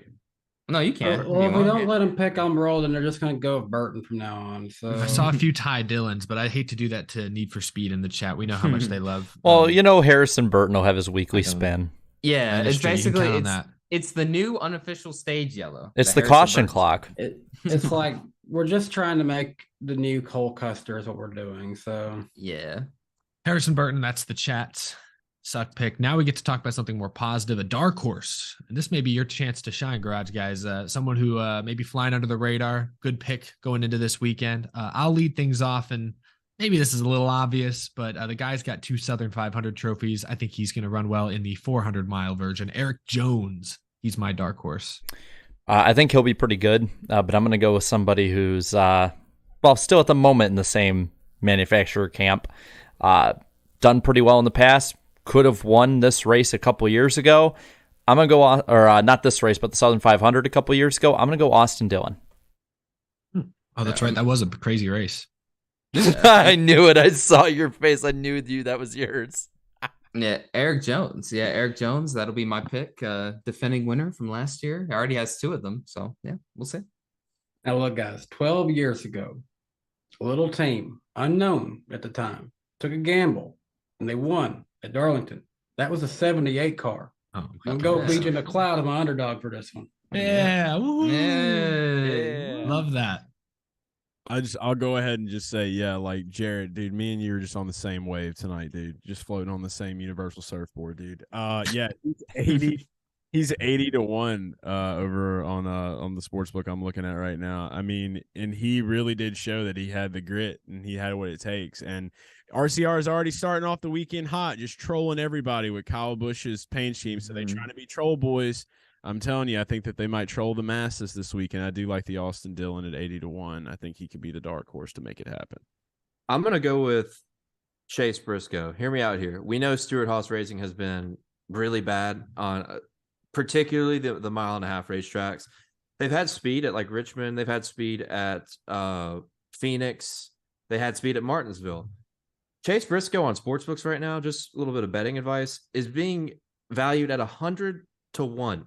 Which is rare for a guy that made the top 8 last year, was consistent towards the end of last year. Yes, the car has been bad, but I think if there's any glimmer of them not giving him a total piece of shit race car, you got to have something on Chase Briscoe for how good he was here in the Xfinity Series. Yeah. I'm not saying he's going to go out and win. I'm not saying Stewart-Haas is going to give him a rocket ship, but I think where the sportsbooks are valuing him right now because of their recent speed at totally different racetracks, like Vegas and Kansas, I think Chase Briscoe is worth something this weekend at Darlington. That's my underdog play. That's absurd. I agree wholeheartedly. And I think, when Darian went over the betting odds, that one stood out to me.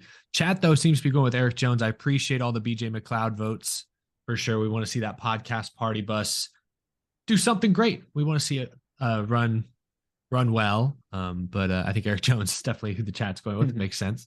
See if Legacy Motor Club can start to turn their season around a bit, their lame duck season around. Lastly, gentlemen, it's time for the final segment of our picks. Yes, sir. It's time for Who's Gonna Win? Who's Gonna Win at Darlington, Eric? Denny Hamlin's been teasing on his podcast for weeks that this is the stretch. They get hot. He's been running a little bit better. He finally broke through and got that win. He's good at Darlington. He may not have the best throwback in the field by any stretch of the imagination, but Denny Hamlin, I am in fact seeing double. I think he goes 2 in a row and wins this weekend. Jarrett? I think you have the right number. Just too many digits on this one. This guy is checkers or wreckers at Darlington. Not winning yet, but still up front on a lot of these races. Was leading, I believe, last year, or at least in the top 3 when he spun out in that beautiful. Right. Don't do it, Jarrett. In this beautiful car last year. Right. We're on the same wavelength. I'm going to go Ross. I think he's going to come back after this week and drive the rest of the field absolutely insane about it. I love Hendrick. Hendrick is still my favorite team at the moment. I still think they're the best team.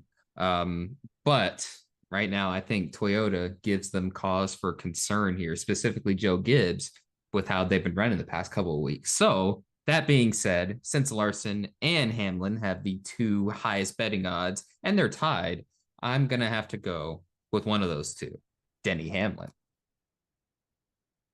Wait, that's not what you told me before. I told you. I sent Hamlin. Didn't? Yeah. They sent Byron. No, I didn't send Byron.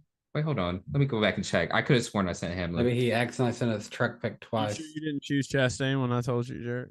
No, I put him before. Nope, it says Cup. It says Cup right here. Yeah, in the Okay. text.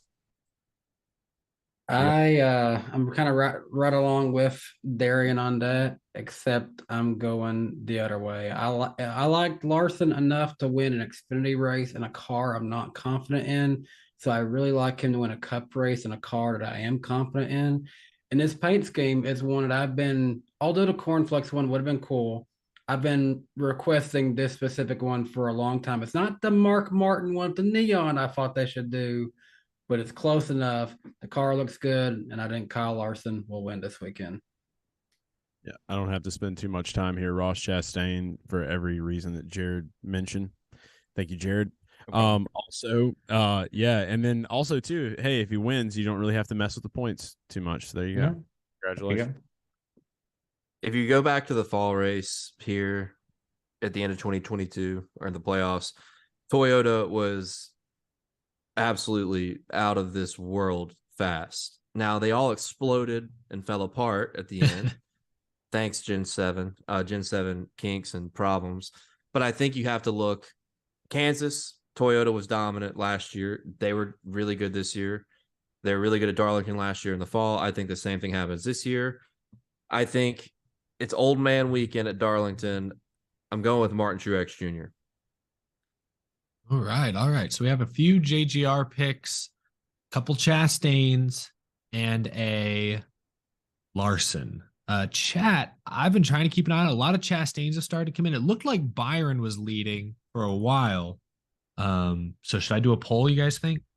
To be safe, probably to be safe. Yeah. This is too important to get this one wrong. So I'll say Chastain. I'll say Byron. Are there any other names I should add? Was Larson in there? I see some 19s. I see you got a good bit of 19s. I see a few 19s. I see 5 a lot more to do 19.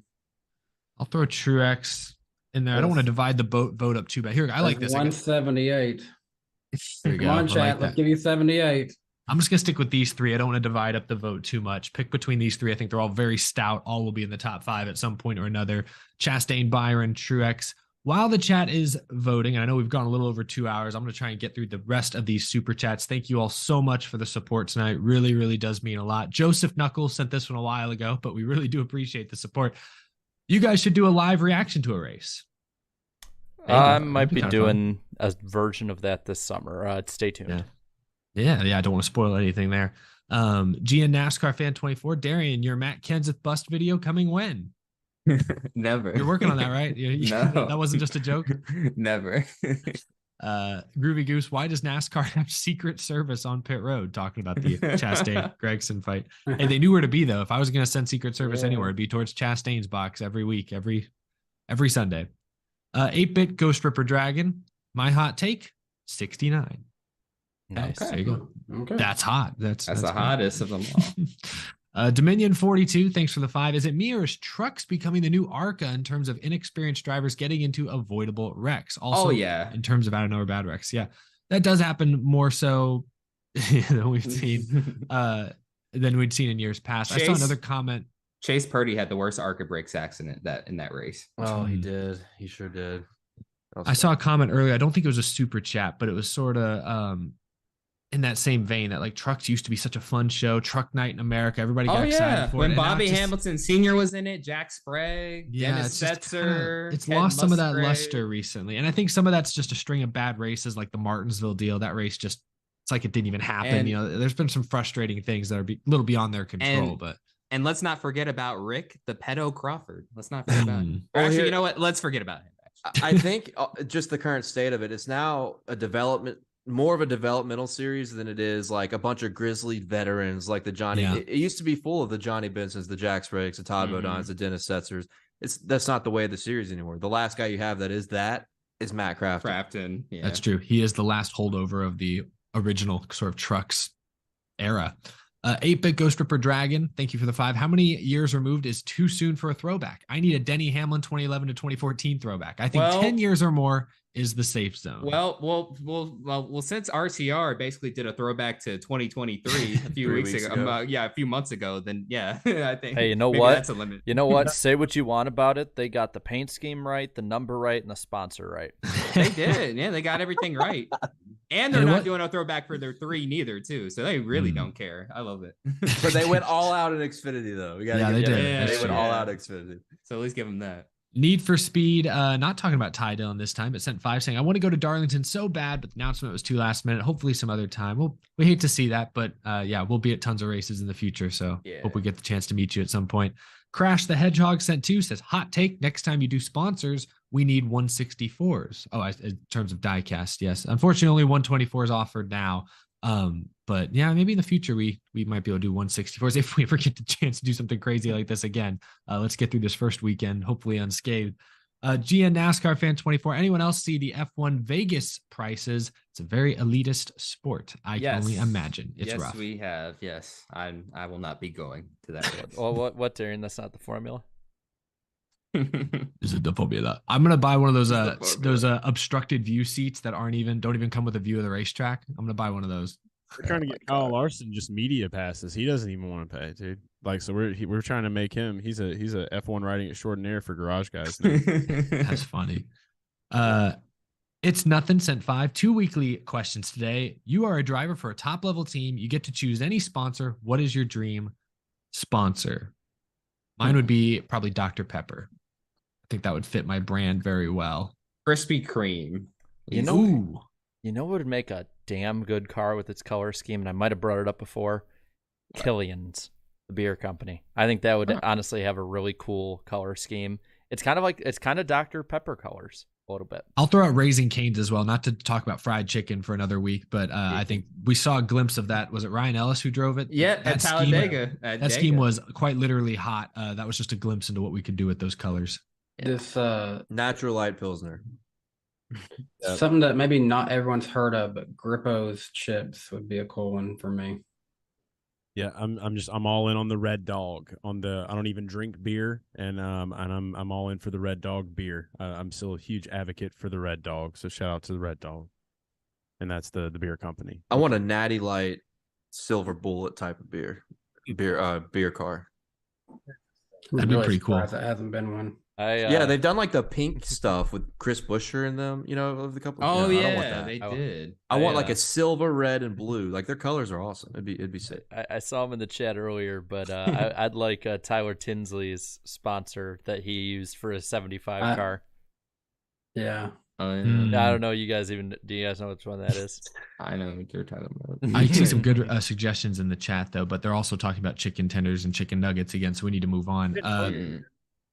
Jerson De Leon, I hope I'm saying that correctly. Are the cars still loud at Sonoma? The cars were very loud. I think the cars are still pretty loud with the next gen. I don't They're even loud. noticed a huge difference. They're If loud. anything, they're louder at times. At I- Bristol, I- they are definitely louder. Mhm. I actually noticed that they were not as loud as they were last year, but I also could have lost a substantial amount of hearing from They have that ear 2022. pierce. We're losing. Yeah. Sure. They have that ear piercing sound as they go by at one point. There's like one specific point you'll hear like that, like that, but then there's like that a bit. I don't know how to explain it, but there's this one point where it just goes really loud before it goes by that the other cars But just didn't have. Having dual exhaust on both sides will definitely help with that part. Yeah. So. Tyler Tinsley Even said, my truck has dual exhaust, and you can always hear it start up in a parking lot where you can't hear other trucks. Oh yeah. Tyler Tinsley sent 5 earlier and said Hamlin on his podcast explained that battle and finish. Y'all should check it out. It's a good watch. I did listen to it on his podcast. He explained his side, his perspective, and it did make a lot of sense to me. I think all of us here don't see anything egregious with what he did. It was hard racing, borderline over aggressive, but last lap, Hamlin hasn't won a race in almost a year. You can kind of understand it. You can kind of accept it. Young Savage, thanks for the 2. Do you guys think Bubba can make the playoffs? So actually he's actually just one spot below the cut line, actually, looking at the He moved playoff up a bit. standings. So Well, I mean, Which Yeah, he's playoff there. standings? Because I know that NASCAR's app doesn't count Bowman now, which is really dumb. oh, they don't. Oh, So he's 18th at least if you count Bowman, but he's only 6 points out. Okay. So I don't see why he couldn't. yeah. No, he's there. He's been more Yeah. consistent recently. So Just I got the depends on the winners and stuff, but I don't know. I got the The eye on race I had Michigan. him penciled in to win has already come and gone. He didn't win, so Bubba had one of the best cars at Michigan last year. And then, of course, he's going to be a factor at Daytona. I think he can win his way in with a couple good racetracks ahead. Yeah, that Daytona win is coming. I smell that one. I smell that one hard. So, yeah. Andrew Mayer sent 5. 2 decades ago, Darlington was on the brink of death. Now it holds 2 premier weekends on the NASCAR schedule. Great to see this track revitalized. Yeah. That is a very good point. Yeah, it's crazy. Crazy to think about. It's Nothing has their second question. If you could decide anyone, NASCAR personality or not, to join the Fox booth for a race, who would you like to see? Man. I would have NASCAR fans acknowledge him and bring on the tribal chief Roman Reigns. Who did you say, Chase? It cut out for a second. Dave Chappelle. Damn it. That was gonna be mine. Jared, what is up, man? Dude, we need to hang out. We're smart people here. I would like to see Snoop Dogg in the booth. That'd be funny. Man, no, All good picks. The Clash, that would be a good one for him. Yeah, that'd be funny. Yeah. Larry David. I just want someone who would just come up there and just be an ass and just ask crazy questions. I'm gonna say this as a Cubs fan, just because I loved his rendition of the 7th inning stretch. Ozzy Osbourne. Is that Ozzy talking, or is that the roar of the engines going by? That's it. So when he did the 7th inning stretch with the Cubs, because trust me, Gordon's was bad in a whole different level. But he was like, and they're like, and he's completely off of where the song actually is. The song ends like, yay, and he starts clapping. It like if everyone in the chat, anyone in here has a chance to look it up, like minute long, and you will not regret it. My kind of party right there. Yeah. It was amazing. I'm gonna share a screen after we get done tonight and show you all this. I'm gonna blow through the rest of these as best I can here. Cody Gray, thank you for the 5. Talk to an employee that works at FedEx, and they're not going to sponsor Denny anymore. Okay, that sounds like an extremely reliable source. Great source. But we appreciate the support. Ross Chastain, I can never say that right. You got to fight for the right to party. Yeah, there you go. Yeah. He said to sing it, so I sang it. Sort of. I don't know. They don't really sing it in that song. It's like a shouting, like cadence. Fight for your right. Yeah. David Bell sent 5. Let them fight. Just give us 5 minutes to make bets on them. # garage guys in charge of bets. Let's go. Great idea. I love that. Isaac Chaos Stain. It's so weird. I love all the different Ross Chastain like play on words we have in the chat. It's so weird. I can't stand Logano. I wasn't a fan of Kyle Busch, and I love Chastain, even if he's debatably the worst of the 3. It's so weird. I'm so weird. That is interesting. But hey, everyone's different. There's got to be something there that makes you like individualism. Nick Mangona sent 5 earlier, said, I almost got ran over by Carl Edwards at Michigan in 2012. One heck of a first race. Whoa. Okay. God. Glad you dodged him, or he dodged you. If we see him at Darlington, we'll ask him, why'd you almost murder Nick in 2012? NASCAR Bluey again sent 5. Wendy should promote the Noah fight by adding bag boys instead of that. Oh my God. Don't give them any ideas. That's pretty controversial. Austin H450 does gaming. Have you guys heard about Josh Berry making an announcement at the Coke 600? And if so, what do you think it will be? Do you think it's possible he takes the 5 and Larson goes to SHR in the 4? No. Okay, yeah. Well, you had me for a second there. Yeah, I think it's likely going to be SHR 4-car for Barry. It's gonna. He's going. Isn't Larson on a long contract? That's funny. That super chat caught me off guard. Yeah, I was like, oh yeah, I've heard about that. Yeah, he's probably gonna mention SHR. Oh, Larson. Yeah, that was a good one. I will say he's sailed a couple of years ago. He's in the closest Larson will get to driving for Tony at this point is driving this throwback this weekend. Which I thought was funny. I almost saw that as like Hendrick rubbing Tony Stewart's face. Like, look at the guy we got. We got Larson. Before Ford said, told you no. So Blake earlier sent 5. Really appreciate it. Wore my 19 Carl Edwards shirt for truck day today at work in honor of Throwback Weekend. Hope you guys have a great time. That's awesome, Blake. Yeah, and I'm sure we will. And I'm sure hope you enjoy hearing Carl Edwards in the booth. JS Ski sent 2, said John King 75 greatest, and Canes is mid, Church's chicken is better. That is probably the most ridiculous statement I've ever heard in my life. Church's chicken is very greasy, bro. It's like some of the greasiest chicken I've ever had. That's no. It's sticking up for the churches, though. Got to give him his credit. Sticking up. There ain't a lot of Yeah, I get him. I get it. I get it. people. Brian Jenkins sent 2. Are any of you guys going to the late model races at North Wilkesboro? Unfortunately, I don't think I'll be able to make it in time for the late model races. Chase, are you going to be there? No, not going to be able to make it. Unfortunately, we won't. But the lineup sounds stacked. A lot of NASCAR names, in addition to the already competitive fields that are going to be out there. So I think they're going to sell out. They're going to have a lot of fans in the stands for those. Dale Dawson, thanks for the 5. My favorite Darlington throwbacks this year are Suarez in Cup, who's running that Ricky Rudd throwback, I believe, and also Moffitt and Clements in Xfinity. Moffitt's got that pretty sweet Tim Richmond throwback that's really accurate, really well done. Very And nice Jeremy looking. Clements, that's Jeff. He's doing Jeff Bodine, I think, doing the old kind of yellow. Yeah, he's got the fire suit too. Oh, does he? Oh, I didn't see Mhm. that. Oh, nice. They're going all out. I respect Cool. that. Sly Supersonic, always good to see you. Hello, NWP. How are y'all doing? I missed you last week. Quick thoughts. Hamlin Larson was racing incident, not intentional. Oh, I can't read this last part. He says, "Let's go Lakers." Oh, come on. Please. Oh, are they winning now? Oh, I have no idea. 3-1. They're up 3-1. See, this is how to get you to say the stuff that you don't want to. They just pay for it. oh no. So Yeah. Golden State's currently up by 4, but it's still Oh, first man. quarter. So See, I wish both teams could lose that series. Oh, they're playing tonight. Okay. Is that not Yeah, possible? yeah. If Lakers win, they advance. yeah, Oh, yeah, just saw Cubs won 10-4 over the Cardinals. nice. I get to put up my 2 W from flag. Ross. 2 from Ross Chastain. Streaming is like a 4-tire stop. Let's just hope this isn't a track position race. That's kind of a clever comment. actually. That's pretty good. I like that. Actually, I think that one came through twice, so I appreciate it, Ross Chastain. I hope it didn't actually come through. He twice wanted to on make yours, sure. but He wanted to he- make sure that it was in because he- he know how good it was. So. he hammered his point in. That's a good one. Austin Blancett, a question for everyone: if we brought back a version of the old No Bull 5 races, what tracks would you pick? This is another thing Kyle Busch mentioned in that interview. Ooh. Great question. That is a great question. Daytona, Make it be Talladega. Make it be the streaming summer stretch. I don't know. So I would pick Daytona, Talladega, Bristol. Damn, that's tough. You want to throw a road course in there like Watkins Glen? Yeah, why not? Watkins Glen and then Homestead. Hmm. Why not? Oh, okay. Yeah, give Homestead like a big like finale feeling Yeah. again. Yeah. They lost the championship already, Yeah, so yeah. might as well give them something. Give them the next best thing. That's not So bad. I agree with Bristol, Dega, Daytona.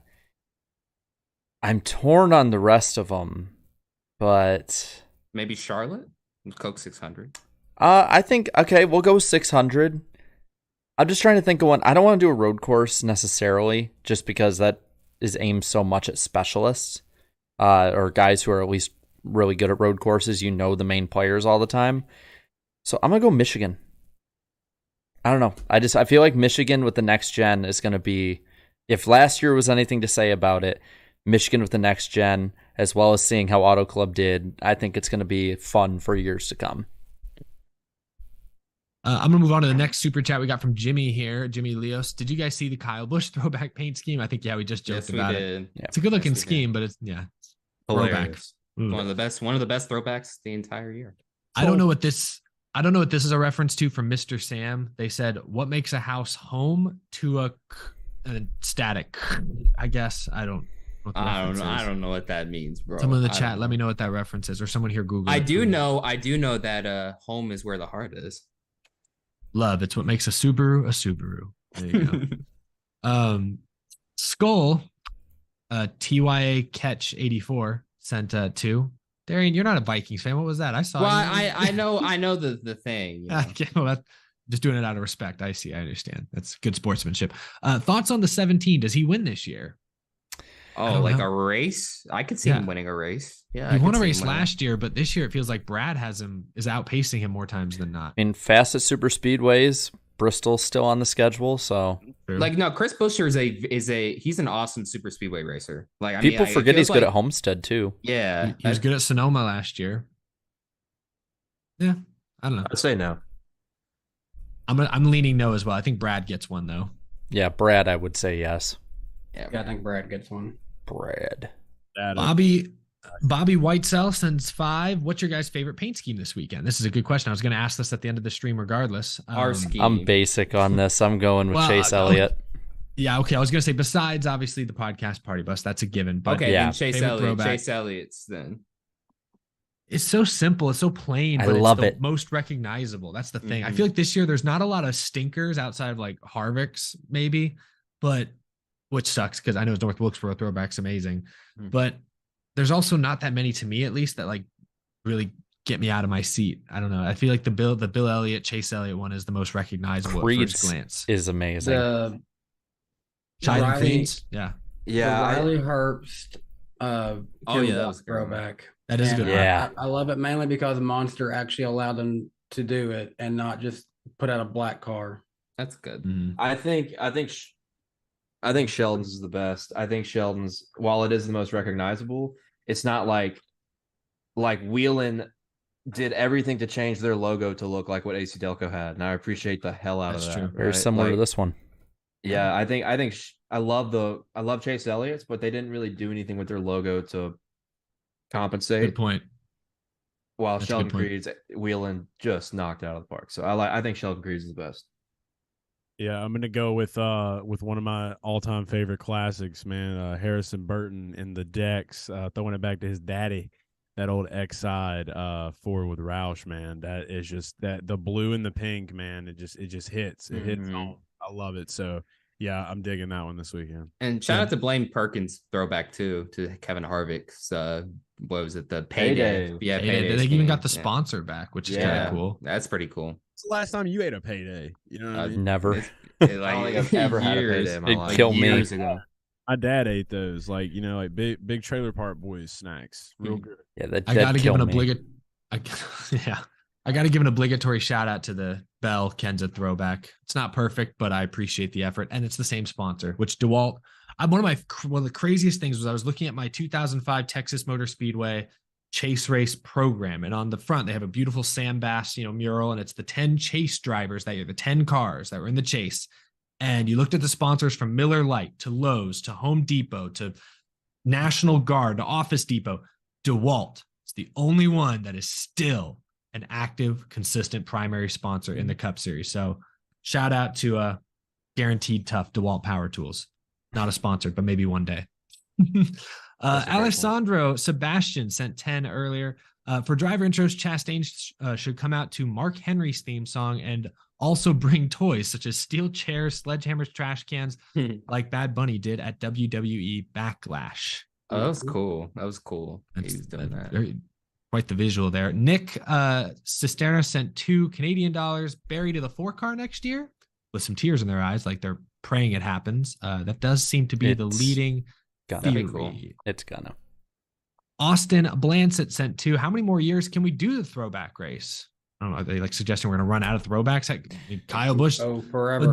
just go like Denny Hamlin, reuse throwbacks, or Joey Logano's mean, doing the same throwback that Deegan did last I year. will say until about 2 weeks ago, they didn't talk at all about it. Like it was completely irrelevant. And then 2 weeks ago, it's like everyone just started dumping them. It seems like each year, it seemed like when it started, they spent weeks or months. And yes, it was in the Southern 500, but I mean, you were getting throwbacks announced preseason.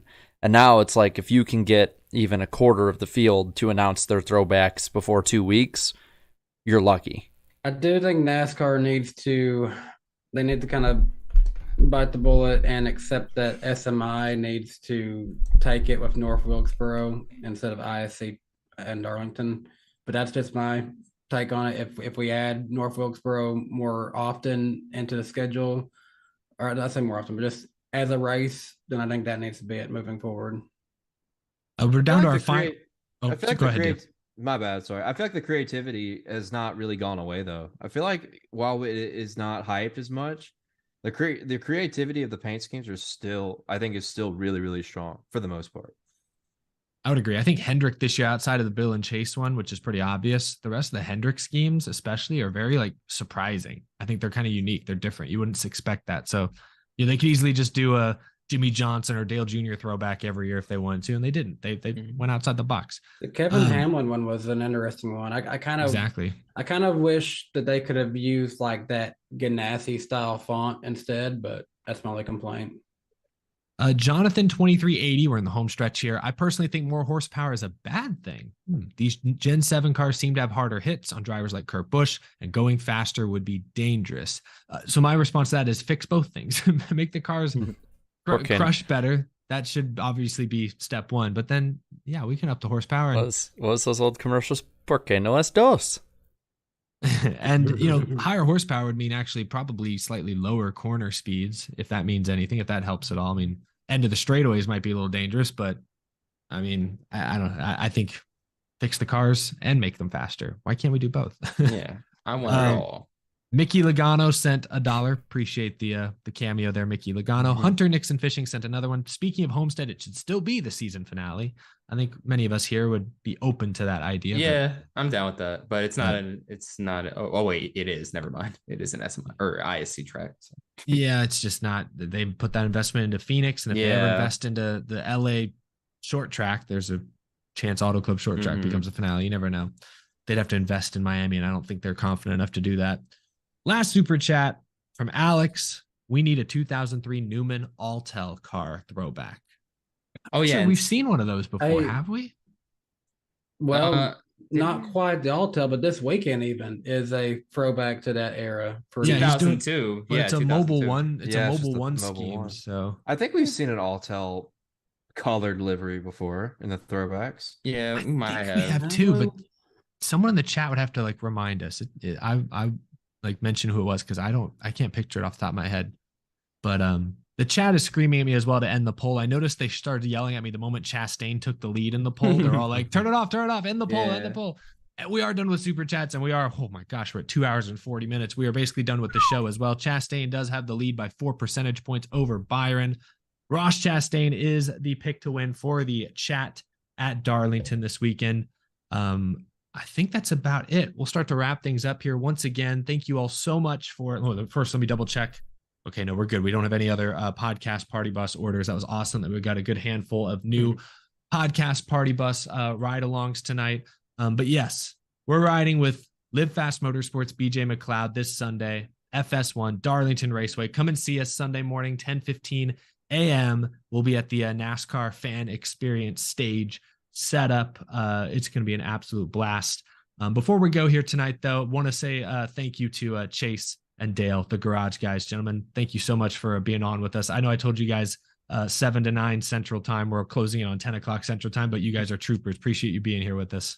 Thank you, man. We can't we can't be happier. It's going to be a great weekend. Get excited to spend it with you guys. Gotten to know you guys a lot more over the last 2 years, I feel like, and the vibes are strong. So it's going to be good. Obviously, we know that Jared and I are very, very wavelength efficient with these picks, but yeah, just Darian, Danny, Eric, great guys. Got Dale over here. He's already got his iRacing wheel out, man. He's Yeah, dude. Thank you guys so much for having. I love the talk. I love sharing the knowledge. Knowledge is power. And I'm very appreciative to be on the show with you guys tonight. And I didn't just do this because I was bored. I had signed up for it, and then the session started, and I was like, oh shit. Already. I got to get in here. So I'm here in Talladega right now. But no, thank you guys. It's been a blast. I had a great time, a lot of good talks, and can't wait to spend the weekend with you guys with the podcast party bus. Yeah, in race reporter right there. Yeah, it's gonna be a blast. You'll see all 6 of us. You'll also see Rick Houston, maybe Steve Wade of the Scene Vault podcast. I think both of them are coming out. I know Rick is for sure. It's gonna be a blast. Thank you all so much for listening tonight. We will see you again next week, Wednesday night, May 17th, 8 p.m. Eastern time. Will be on Darian's channel. Black Flags Matter. And also, we start the list next week. Yeah, that's right. We'll start breaking down our top 75 drivers of all time and your top 75 drivers, fans who submitted their lists at home. How many submissions did we get, Jarrett? A few dozen, right? Over 50. Now, of Awesome course, stuff. I had to take some of them off because some put Ty Dillon as number 1. Need for Speed. I knew it. Damn it. Didn't one person send all one driver for all 75? Yeah, I think it was Morgan Shepherd. Oh my gosh. But nah, this is That's a valid. legit list. Only Cup Series drivers for our top 75. So we're going to break them down for the next couple of months. We're going to be breaking each down. So Yeah, so it's gonna be 70, fun. 71 through 75 next Wednesday. yep. That'll Shout out to whoever said Morgan Shepherd, because the paint scheme I'm running in this race is actually a Morgan Shepherd Racing with Jesus. Racing for Jesus. Classic, Nice. classic. Yeah, but yeah. Top Good 75 stuff. kicks off next week, 75 through 71. It's going to be a blast. That'll be on Black Flags Matter. And click a link down in the description to get to his channel and subscribe so you don't miss it. Thank you all so much for listening to the NASCAR Weekly Podcast. We will see you next week. Take it easy, y'all. Goodbye. Go get us a W. Hell yeah. Ready. Green. What the copy? Right foot down. We got to go, Brad. Unbelievable, man. Way to keep your head in it. Holy oh boy. Oh boy. Yeah. What? Yeah. I'm done with it. It's your face. Set sail. Steve, you look beautiful. Look great.